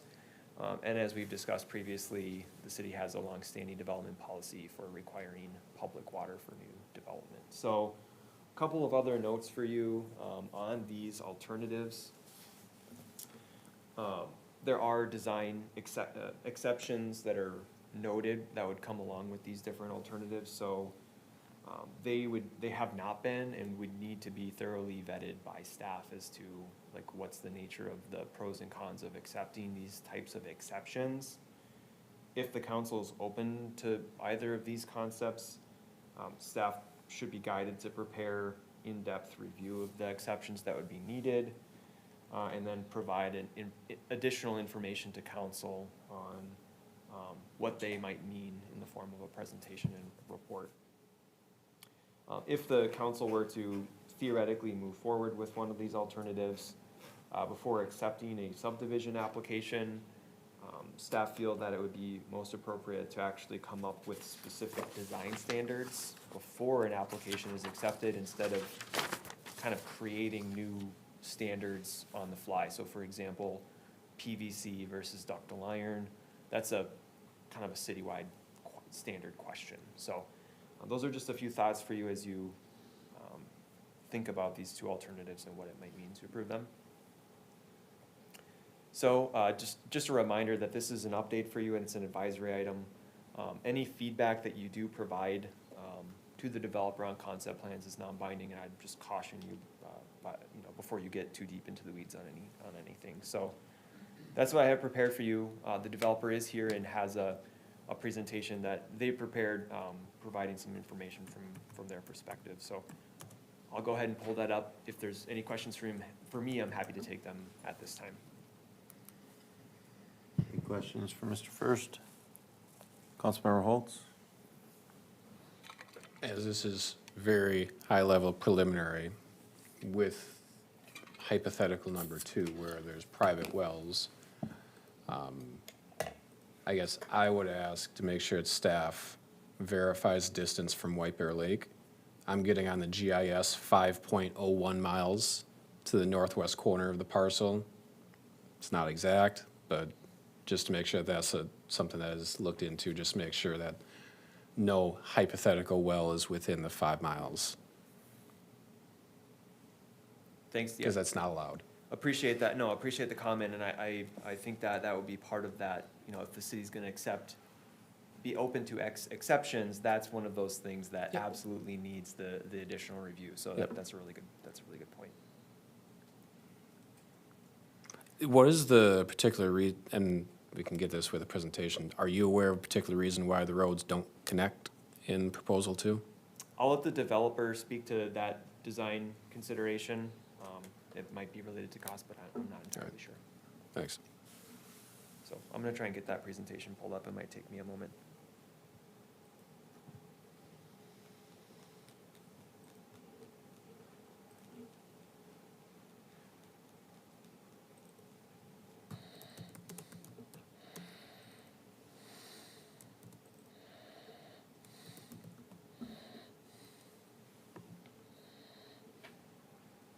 All right, here we go.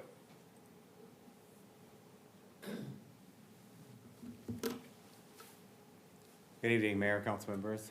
I'm back, yes.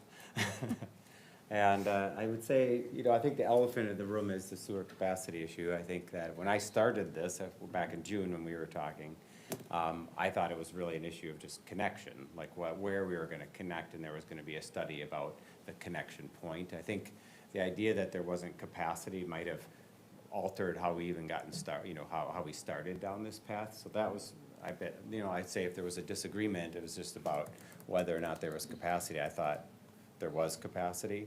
I understand that now we're finding out that there isn't, and I think in large part that might be because the Met Council has a constraint downstream that they didn't really make the city that aware of, I think, and so I think that's part of the story. But I was just gonna some of what I have is duplicative, but I was just gonna go through the history a little bit and talk about the comp plan amendment. This is not that long, it's fairly short. Talk about the choices as I see it, and then just present those two rule options and maybe explain a little bit about what we're looking at. So, again, just like Nathan has talked about, we actually put this property under contract in August of 2023. So it's been a really, we started with an OPPUD, which was something that nobody had done for almost 18 years in the city. So it took a while to kind of get everybody figured, to figure that type of development out. And then, of course, we brought that to the council in December. Eventually, that made it through the process and was approved by the city council, by you all, a year ago, as Nathan mentioned.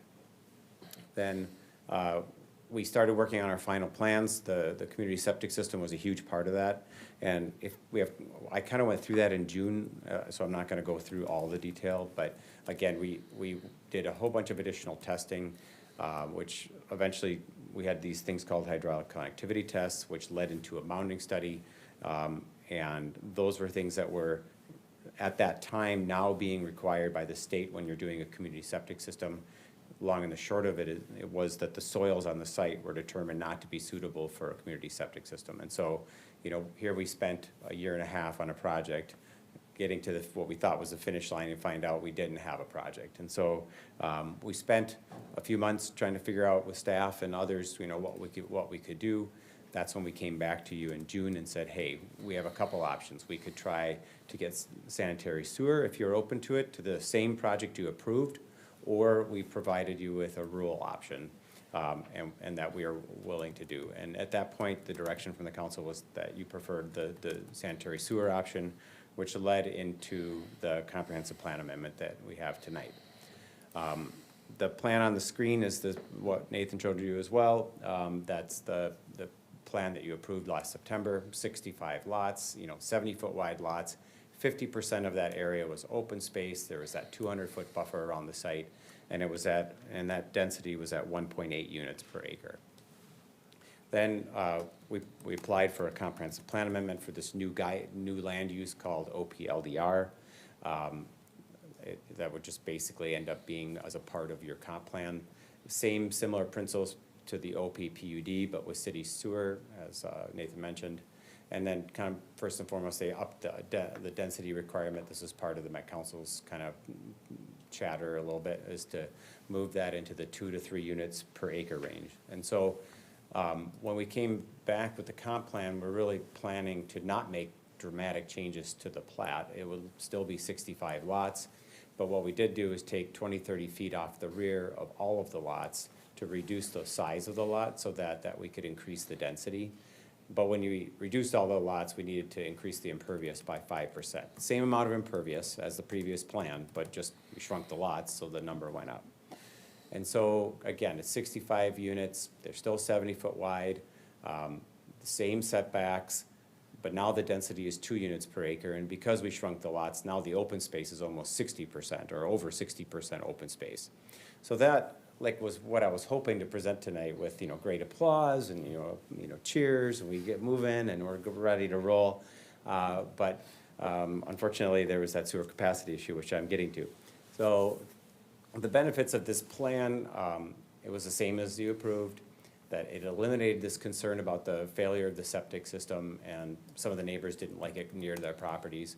So that kind of went away, saved 60% of the open space, provided a public trail and open space and trail system, and kind of had the best of both worlds. It allowed for some development, but also protected significant areas of open space. So that was the plan. I should have said then the cheering.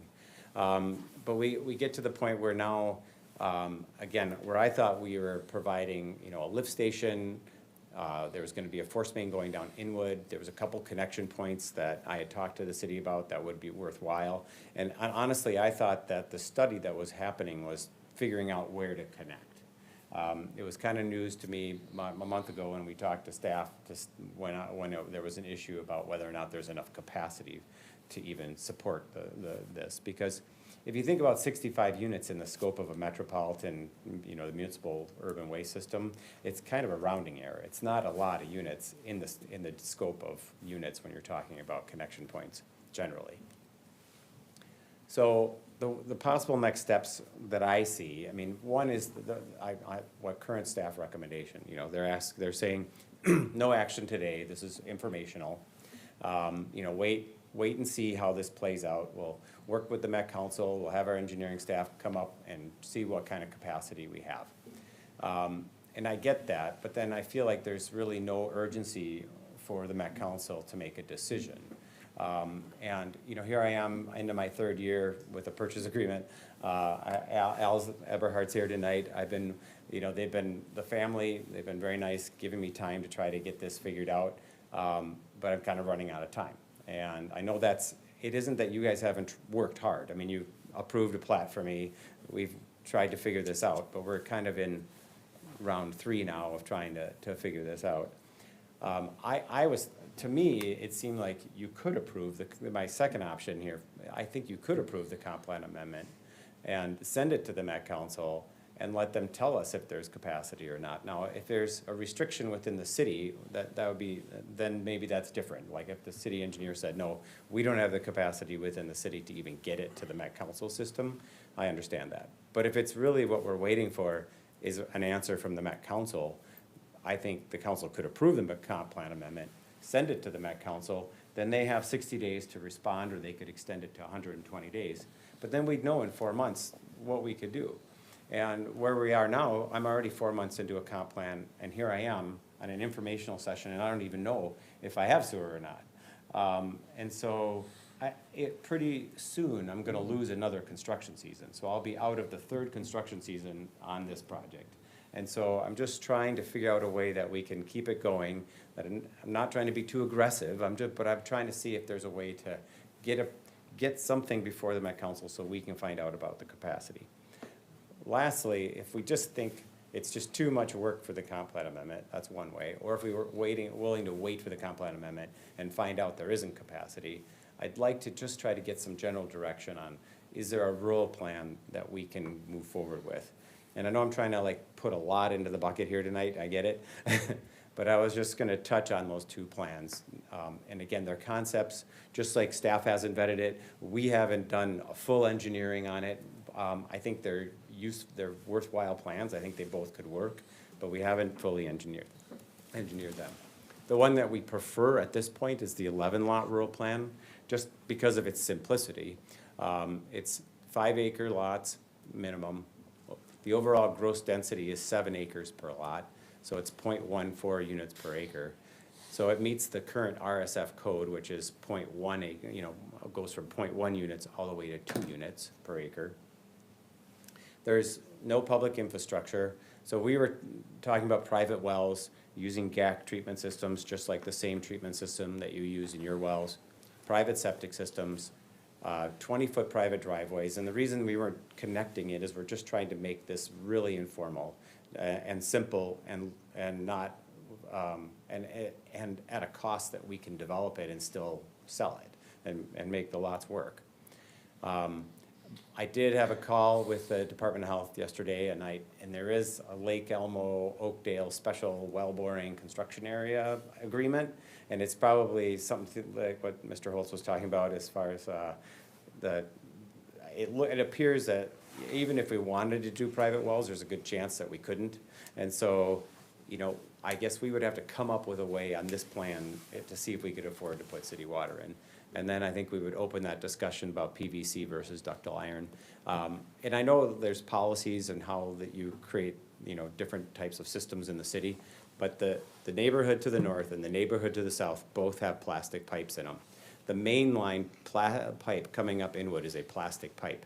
So adding ductile iron into this hole in the donut here is actually putting in a different type of pipe, even though that's what the standard is and that's what other neighborhoods have across the area. But when you directionally drill pipe into a neighborhood after the fact, it's often plastic.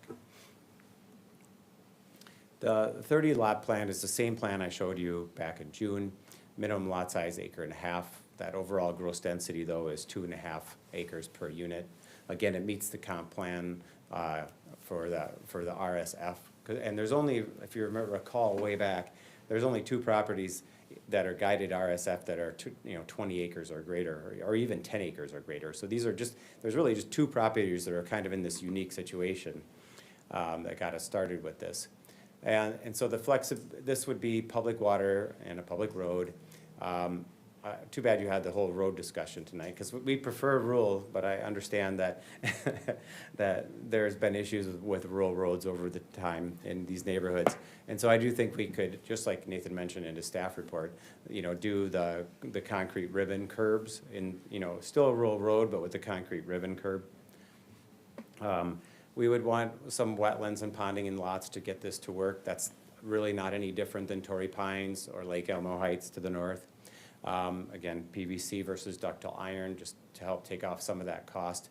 There is some risk in this for us. I mean, as far as, again, we need to locate and test for the individual septic systems. I walked the site and did a bunch of tests all across with the person who installed quite a few systems in Torrey Pines and a few in Lake Elmo Heights, and they believe that there's adequate space to be able to accommodate these. But again, we have to locate them specifically. And even just the whole problem we've been having along the way here is that when we put all of these urban amenities and costs into a rural project, it just there's not as much room to spread the costs. A lot of the times when you have a water and sewer project with city roads, you have 3 to 4 units per acre that you're actually able to spread the cost across. So that's the end of my presentation, so I hope I didn't put you to sleep. I'm just, again, the options here is, one, you could go staff recommendation, wait and approve the comp plan amendment later. I would prefer that you think about approving the comp plan amendment now to get the Met Council to provide us feedback specifically on the capacity. And then if you just don't like it, maybe we proceed with the rural plan now or in the near future, and I wouldn't mind some guidance on which of those plans that you prefer. Thank you. Can staff speak to this capacity issue that's being? Yeah, so there's.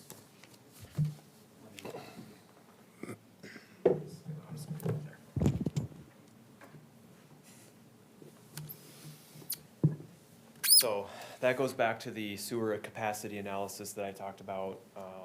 When we, receive a request for someone to bring a property or project into the MUSA, we have to evaluate, is there capacity within the city's system, but also what's the capacity look like downstream where the Met Council accepts the wastewater flows.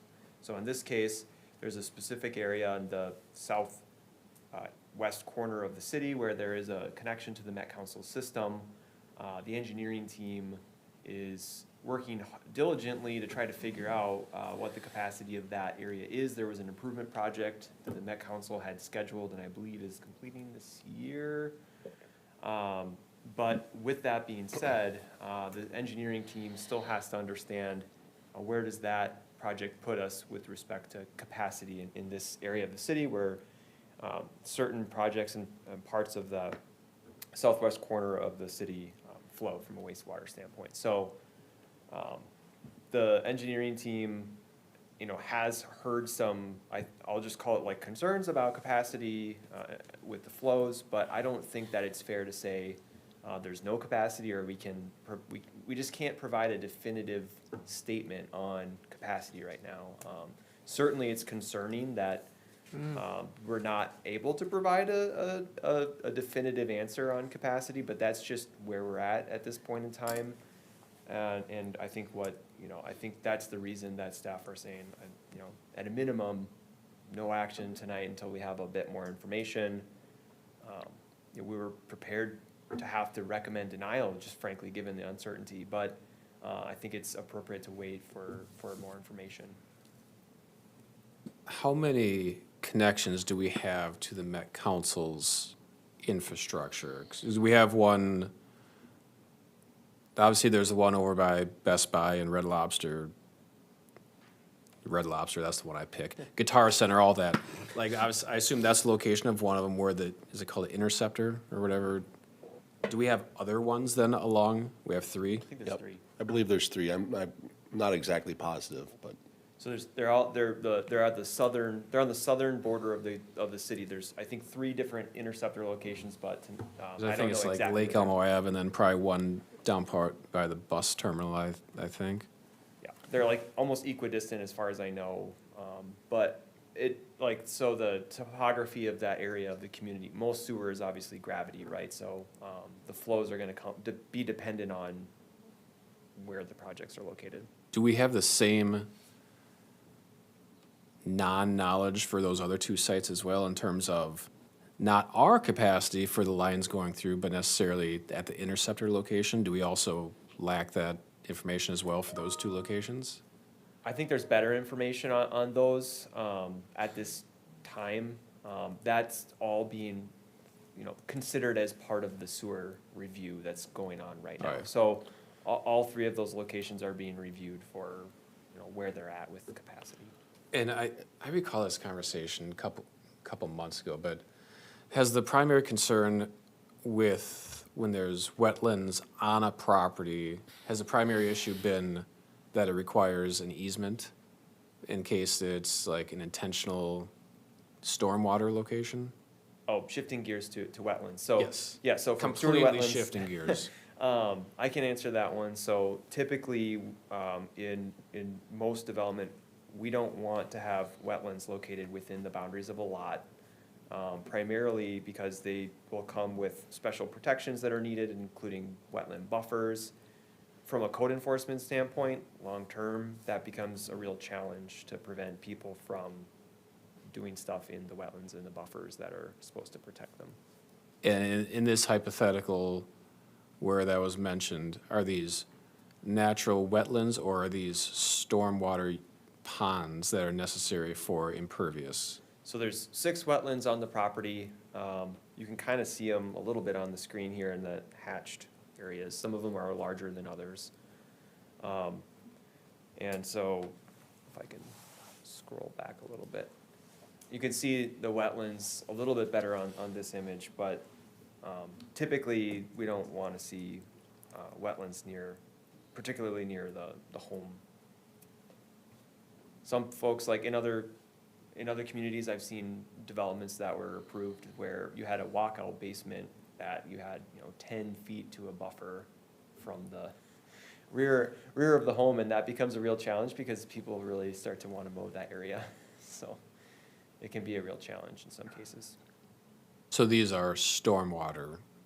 Oh, what you're seeing in blue on the screen now would be stormwater ponding. Okay. Yep, and just to talk about that, so we've talked about wetlands on lots. Stormwater ponds, in a similar way, require city access to be maintained long-term in some cases. And so when you have stormwater ponds located on private property, even though there's an easement, a platted easement that gives the city the ability to access, that understanding is not always shared by property owners. And so when it does come time for the city to access the ponds, that can be a real challenge, just that we try to avoid through having ponds platted within outlots.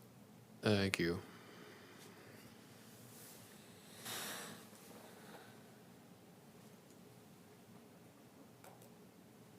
Really? You don't have any questions?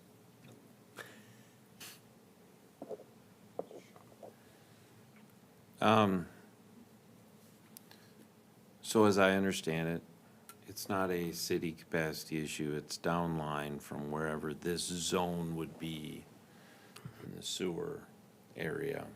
And from my understanding is the Met Council hasn't done the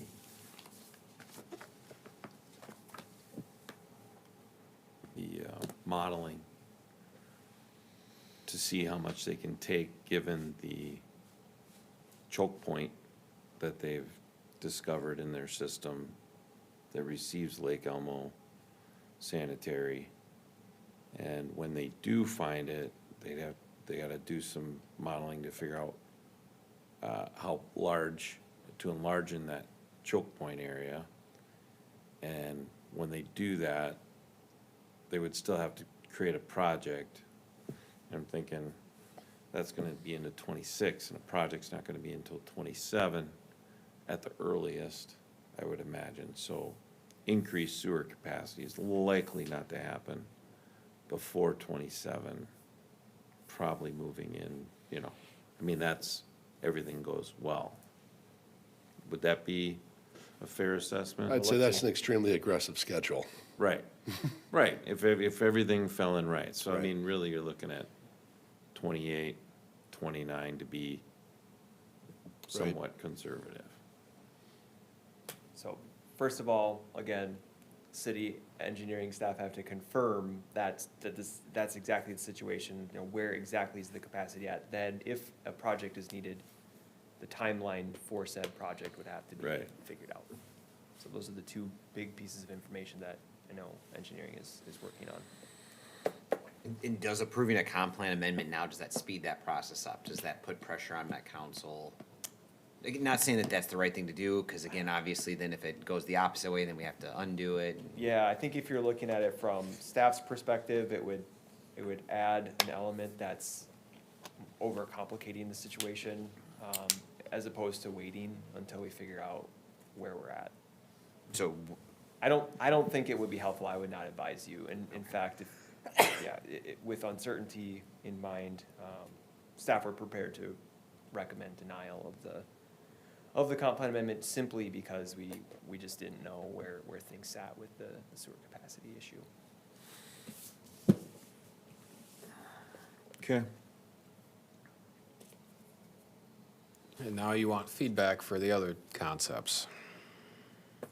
If the council is inclined to provide feedback, it's not obligated to. And again, this is advisory. I'll say something on it. Go for it. So, just as far as like, for options 1 and 2 there, it is frustrating, and yeah, if, you know, approving the comp plan would speed it up, I'd understand that, you know, how that seems like that could make sense.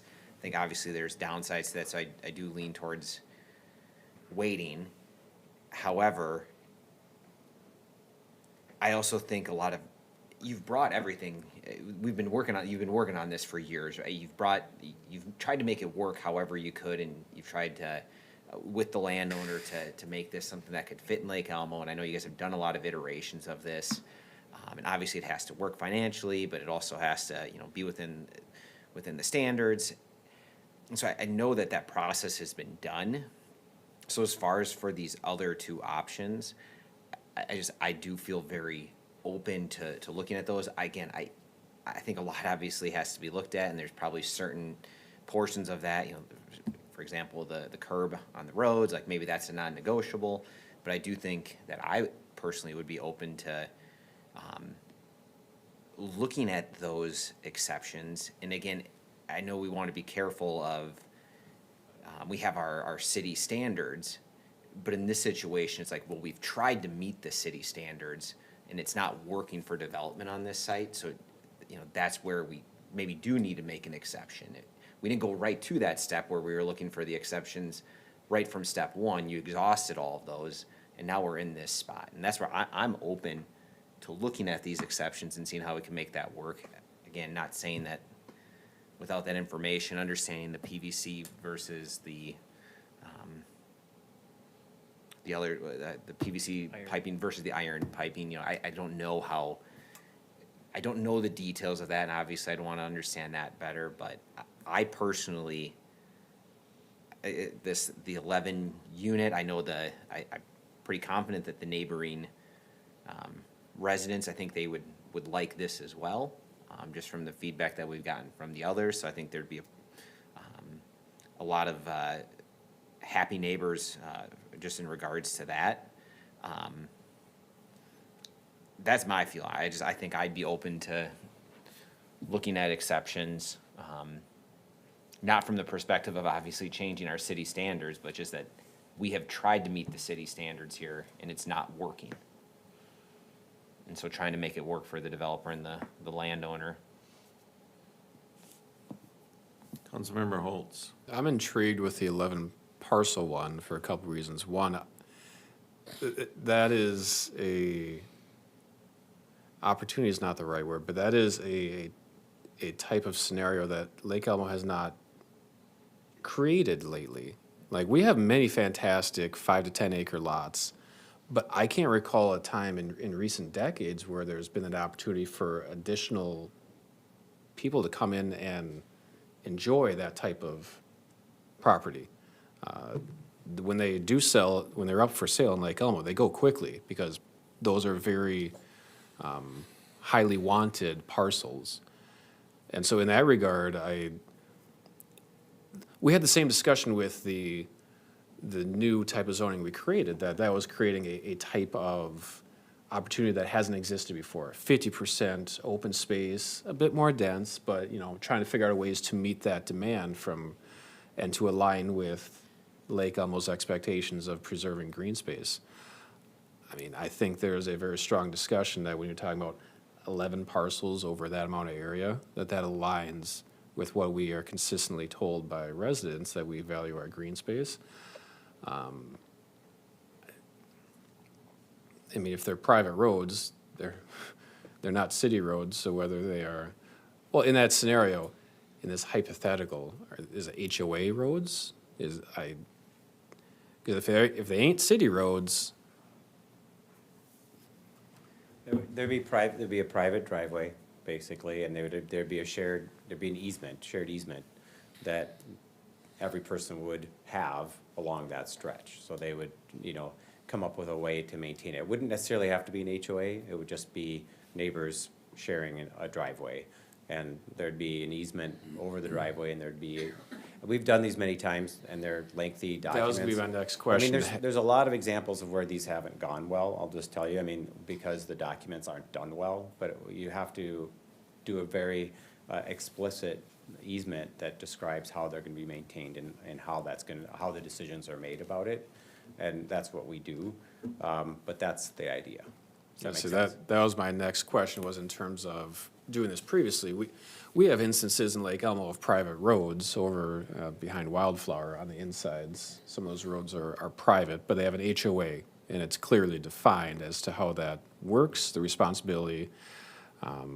So that would be a point I definitely would want to be doing some due diligence on. We could put it in a small outlot and have it be in an HOA shared, and either way, we could probably make that work.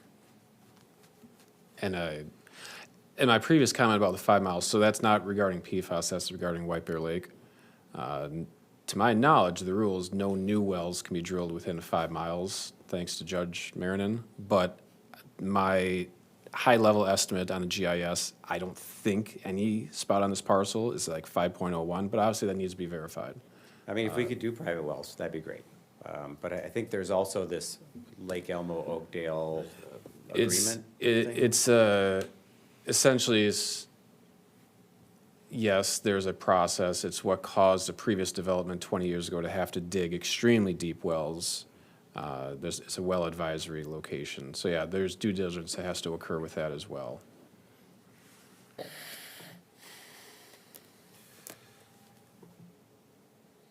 Yeah, I don't think the previous ones with sewer are probably gonna happen, but I'd be willing to entertain, another stab at it. And I know you've been going at it a while, and I feel for you guys, but, I mean, there's a couple points.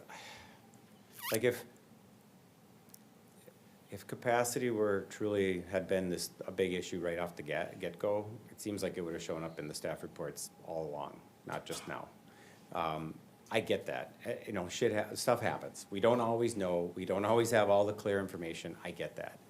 And so, but in order to keep moving, I'm fine. I'd withdraw the compound amendment if I knew that I had some legitimate support for the 11 lot plan, and then I would just move forward with that. Because I mean, there's only I don't know how many more times. I'm just really nervous about the idea of waiting for another study to somehow happen and come up with a capacity for this area. And I guess nervous that it's gonna take a while, and I'm not sure what the outcome will be. Yeah, like my previous assessment, I don't think, waiting for the modeling and finding that and fixing that is within your timeline.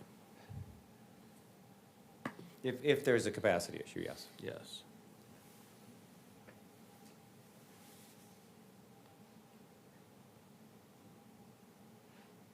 You know, I go back to, when I think with this started, when we were looking at the OPPUD, it kind of brought up the discussion of, we had to, I think it was this one, where we said we have to relook at how we created the OPPUD. It was, created 18 years ago, and it wasn't structured in a way that was feasible for anybody to even use it anymore.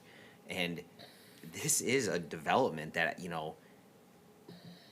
residents of Lake Elmo would want and have asked for, and maybe it's the same situation, right? He kind of mentioned it, where it's like, it's really difficult to build rural units when we have so much urban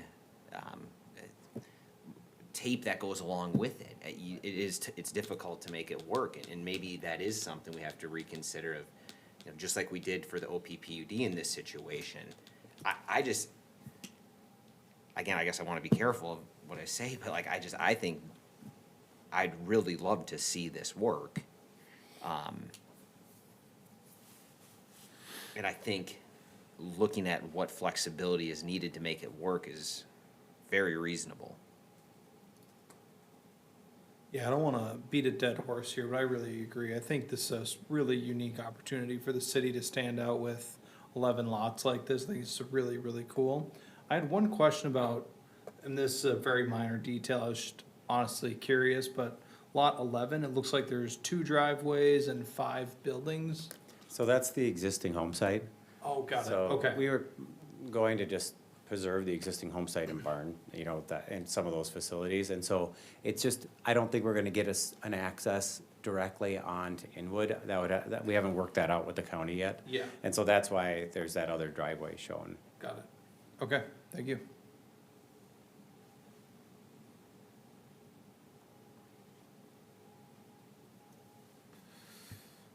That it? So before you fall too far in love with any concept, I'm just here to remind you we have homework to do, so yes, staff are happy to do that homework if council. I was gonna say, I sense unanimous approval. I don't know what you were gonna say. We're not making any decisions here. So just the direction for me, just going forward. So right now, as it sits, we're waiting for the capacity to still play out. Meanwhile, I guess I'm gonna start working on an 11-lot plan to see if I can pull something together. Or do you think it's just time for me to cut bait? Pull the comp plan amendment and come forward with a road plan? And I know this is hard. I know we're kind of like in a work session sort of environment here, but trying to save us a little both time, maybe. How are you gonna phrase it? Well, I've heard from a couple people. Like I said, I would look at the alternatives that you've presented here. The 11 lot would be interesting if you can make it work, but, Okay. I feel like I know you haven't really said much, so I'm kind of curious if where you might stand on this. Well, I think there should be 1,000 lots and increase the density. No, I would support the 11 lot alternative as well. I think, they've pretty much said what I would have said, so. Okay. In the interest of not repeating and beating a dead horse, I would support the 11 lot alternative. Okay. All right. Thank you very much. Really All appreciate right. it. thank you. Item number 6, Limerick Village EAW.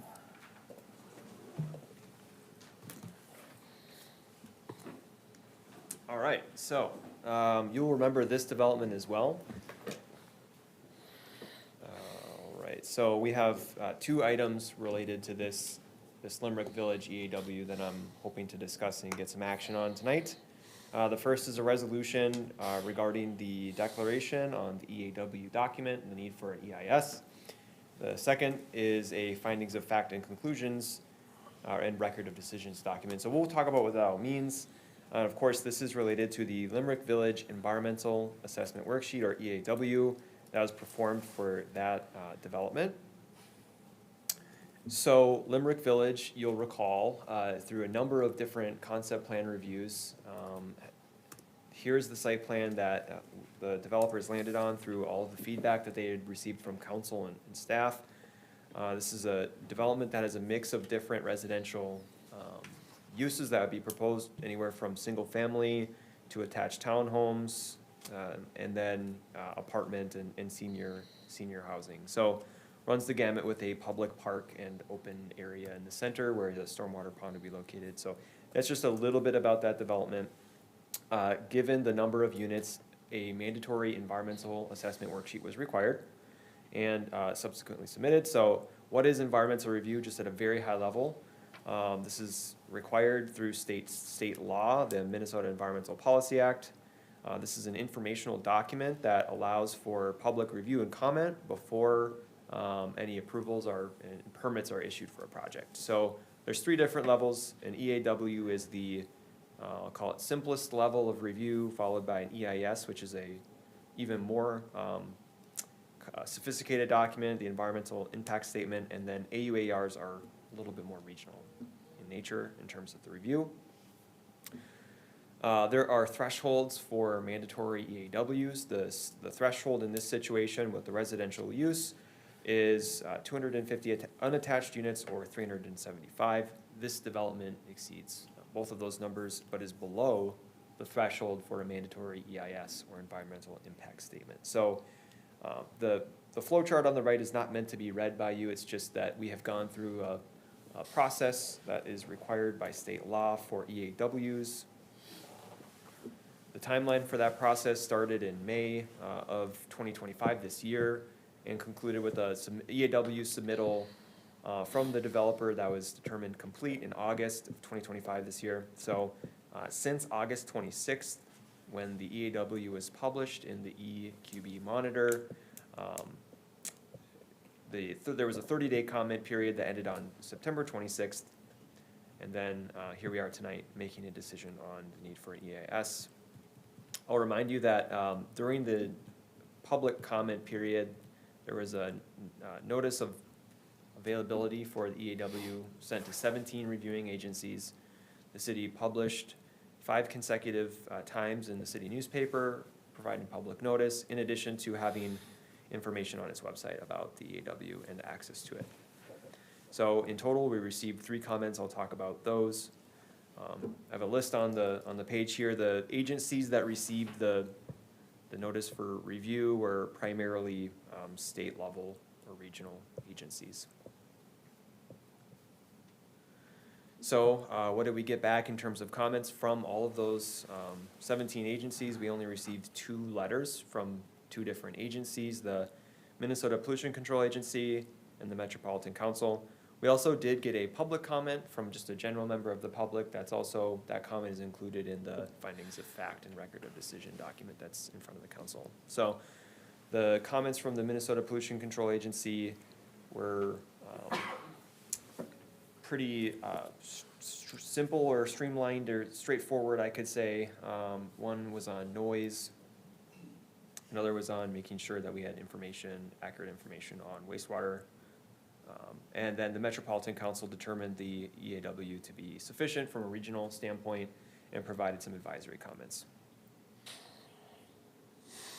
So what are the city's options here with this EAW? It's got 2 options. There is a negative declaration. The negative declaration would be that the city finds the Limerick Village EAW to be sufficient in the information that it provides, and would not require any additional information from the developer before they apply for their next step. A positive declaration would mean that the city finds there is a need for more information and articulates that that would be required, that additional information would be required in the form of an EIS.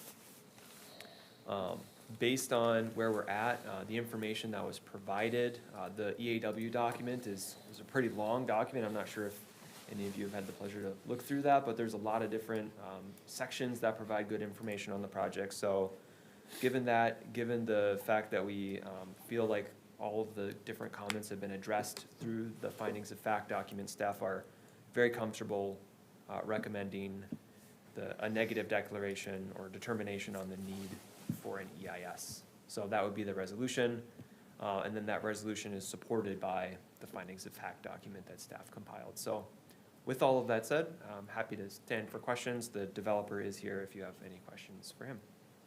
So the two responses from the agencies, just looking to make sure I gathered the overall sense of those, were items that they would bring into question or things to think about for almost any development that was going in. That's the feeling I got from that. Does that sound right? I would kind of share that sentiment in reviewing the letters in particular. So the Met Council's letter had a statement that said, this document is complete from a regional standpoint. So they communicated to me that they felt satisfied with the level of information.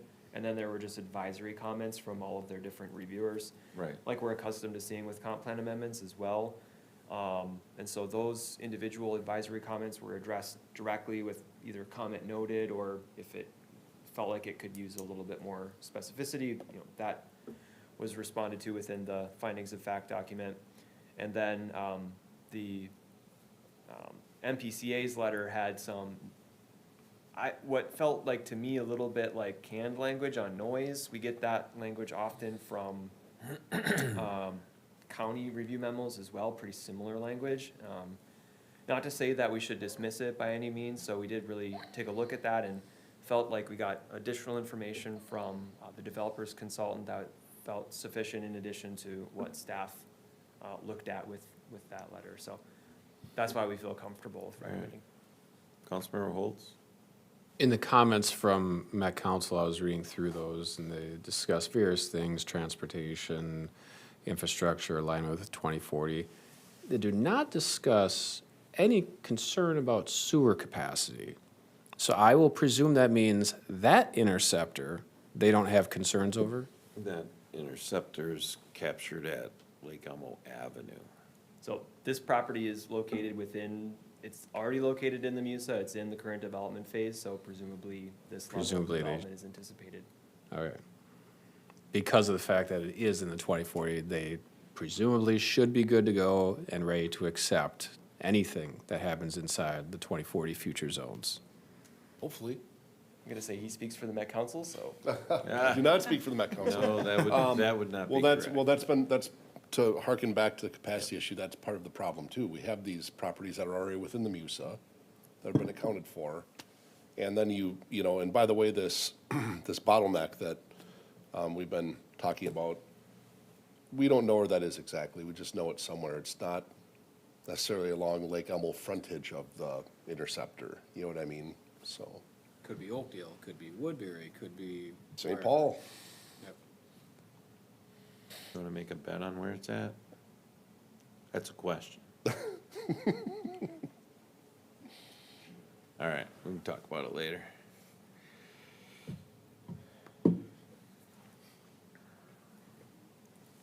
They muted you. They muted you evidently, Jeff. Enough, Jeff. Somebody shut off. There we Jeff's go. Yeah, he knew it was. microphone. Now it's working. I got nothing else. Anybody else? Nothing there. Questions? All right. I'll entertain a motion. What's the correct number? Yeah. Move to adopt resolution 2025-073, approving a negative declaration on the need for an environmental impact statement for the Limerick Village Development Project. Second. All right, we have a motion and a second discussion. I don't know that, I've read through these previously on projects.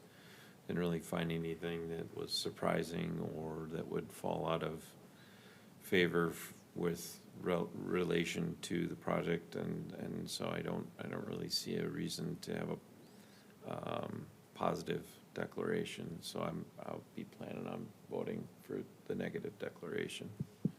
Agree. All right, so I'll call the question, everybody. All those in favor of adopting resolution 2025 dash, what was the number? Oh, just a ring. I know you just moved. 073, please signify by saying aye. Aye. Aye. Resolution's approved.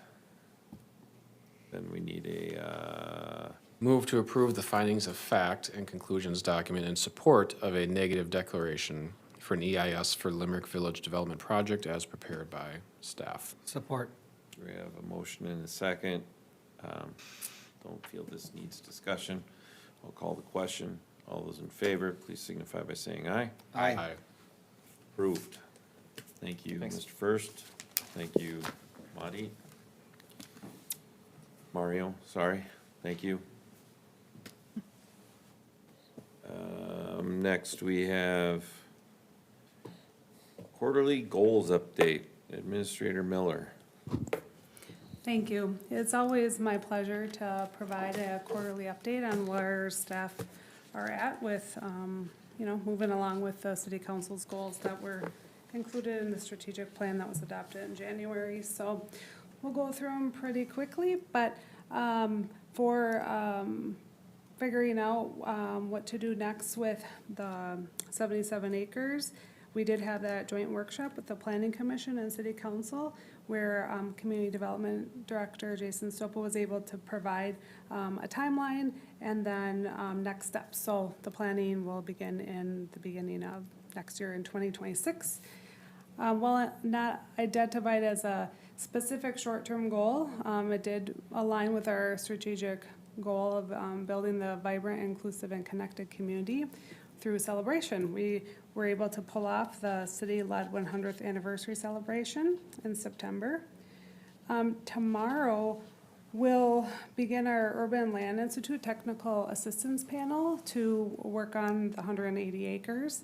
And then we will be able to, the final presentation will come back to council on the second meeting in November, and we will also be able to share that with the community as well.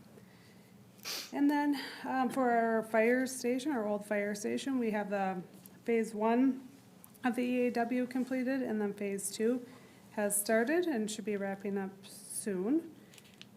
And then we also had the RFP committee that was able to score 9 submissions for what will be in the old fire station and the old parks building. And so the city council accepted the committee's recommendation to proceed with negotiations with Tap and Ladder and Machete.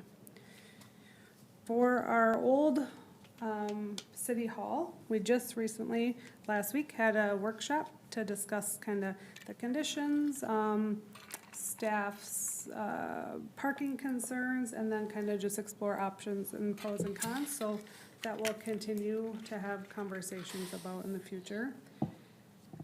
For our comprehensive financial strategy, probably over a month ago now, our finance director was able to put together a timeline kind of for the discussions, and I included that in a Friday update to the council, so we'll continue along with that.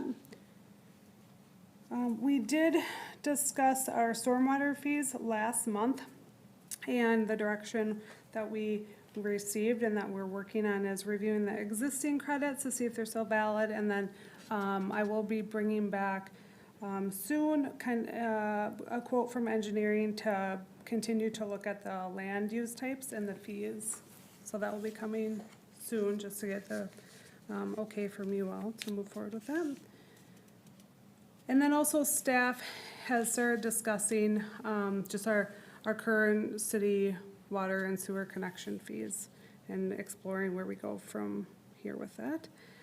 We had the launch of our internal employee newsletter, and city staff was able to submit ideas for the name, and it's called The Loop, which was submitted by a firefighter. So we've been having that monthly, and it's full of lots of great information. Last month, we did have our Public Works operational assessment come forward to the city council for acceptance, and Public Works Management is working on next steps for staffing. And recently, you all were able to see the GIS mapping that we have that went live through Bolton and Mink. And so just again, it's pretty cool to check it out. We have multiple different layers, including the parks and trails and water and sewer mains, current and future zoning as well. And then staff is working on GPSing different infrastructure to include in additional layers for internal use. So recently, Public Works staff was able to map the existing irrigation system as well as new curb stops that have been installed in the last 12 months. And then finally, for the water treatment plant, there has been that right of entry agreement signed last month, and that there is more work that will be done on the site once the growing season is finished, which I assume is pretty soon. Harvest? Yes. So, that is that. Question, Yeah.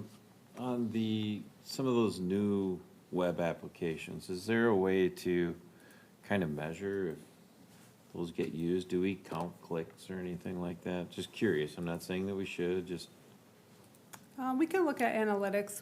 yeah, Our new analytics website, on the we end. haven't really dove into that yet, but we have that accessible. Okay, So we just can- curious, Yeah, we'll look into it and see. yeah. Councilmember Jerry Sitch. On the utility of stormwater fees and the connection fees, I mean, I thought we were gonna develop a scope of services and define what we wanted to be done with those, and get proposals, or something. As this right now, I don't know what we're going to look at, how we're going to evaluate it, what's the process we're going to use for connection fees, what we're gonna use for our stormwater fees. I mean, it's just, okay, we're gonna have Bolton and Mink do it. So what's the scope? Oh, no, sorry, I should have been more clear. Just internally, staff have been meeting with engineering to kind of talk about what our next steps should be. And so we, just trying to internally have more conversations about what those fees are used for and how we might compare to other cities and how development plays into it. And so we've just started having internal discussions about it. That would all be part of a utility rate study. Well, then we can, so once we have that information collated, then we can determine what we wanna go beyond that, right? And then you could do a proposal to say, this is what we're looking for. What I want to avoid is that we're spending money to do something that would be included in the proposal. Oh, I don't think that's what she's talking about, but I could be wrong. No, also, this ties into just our future strategic planning for finances. So just having our finance director kind of see how that plays in. So these are just internal discussions. We haven't gotten very far with that. Okay. Is that all you got? Yeah, that's it. All right. We move into council reports. Councilmember Dragisich? No report. Councilmember Holtz? Nothing. Really? Wow. I'm not gonna talk about my golfing. Well, a couple things. So today I got to experience there was a chocolate chip cookie challenge here at City Hall staff had. So, you know, I made it a very important trip down here to make sure that I could help with the judging. And so my lunch consisted of some chocolate chip cookies. But when I came to do that, there was a box here that was addressed to me, even though it's really for the city. It's the Honorable Betty McCollum in the Minnesota, in the House of Representatives representing our district of Minnesota, made a declaration for celebrating the 100th anniversary of Lake Elmo. And she gave us a nice plaque, so we'll give that to the city administrator and put it wherever it's appropriate to put it, I guess. But that was kind of cool that that she took the time to do that and send us a little little copy of that for the city, so. Looking forward to the Urban Land Institute stuff over the next couple days. I think you mentioned that in a couple different times, so, and, moving forward on that 180 acres on the west side of town, so. Councilmember Hearn? No report. No report? All right, staff reports, anything else? Administrator Miller? Just if you've noticed that we're having our vertical pieces of wood that we've had refinished, so it's looking pretty nice on the city center. And then I will be attending ICMA Saturday through Wednesday. All right. Ms. Johnson? Sophia? Nathan? No report. Nina? No report. No report, sir. All right. Counselor? Report. All right. With that, we'll adjourn this evening's meeting at 9:35.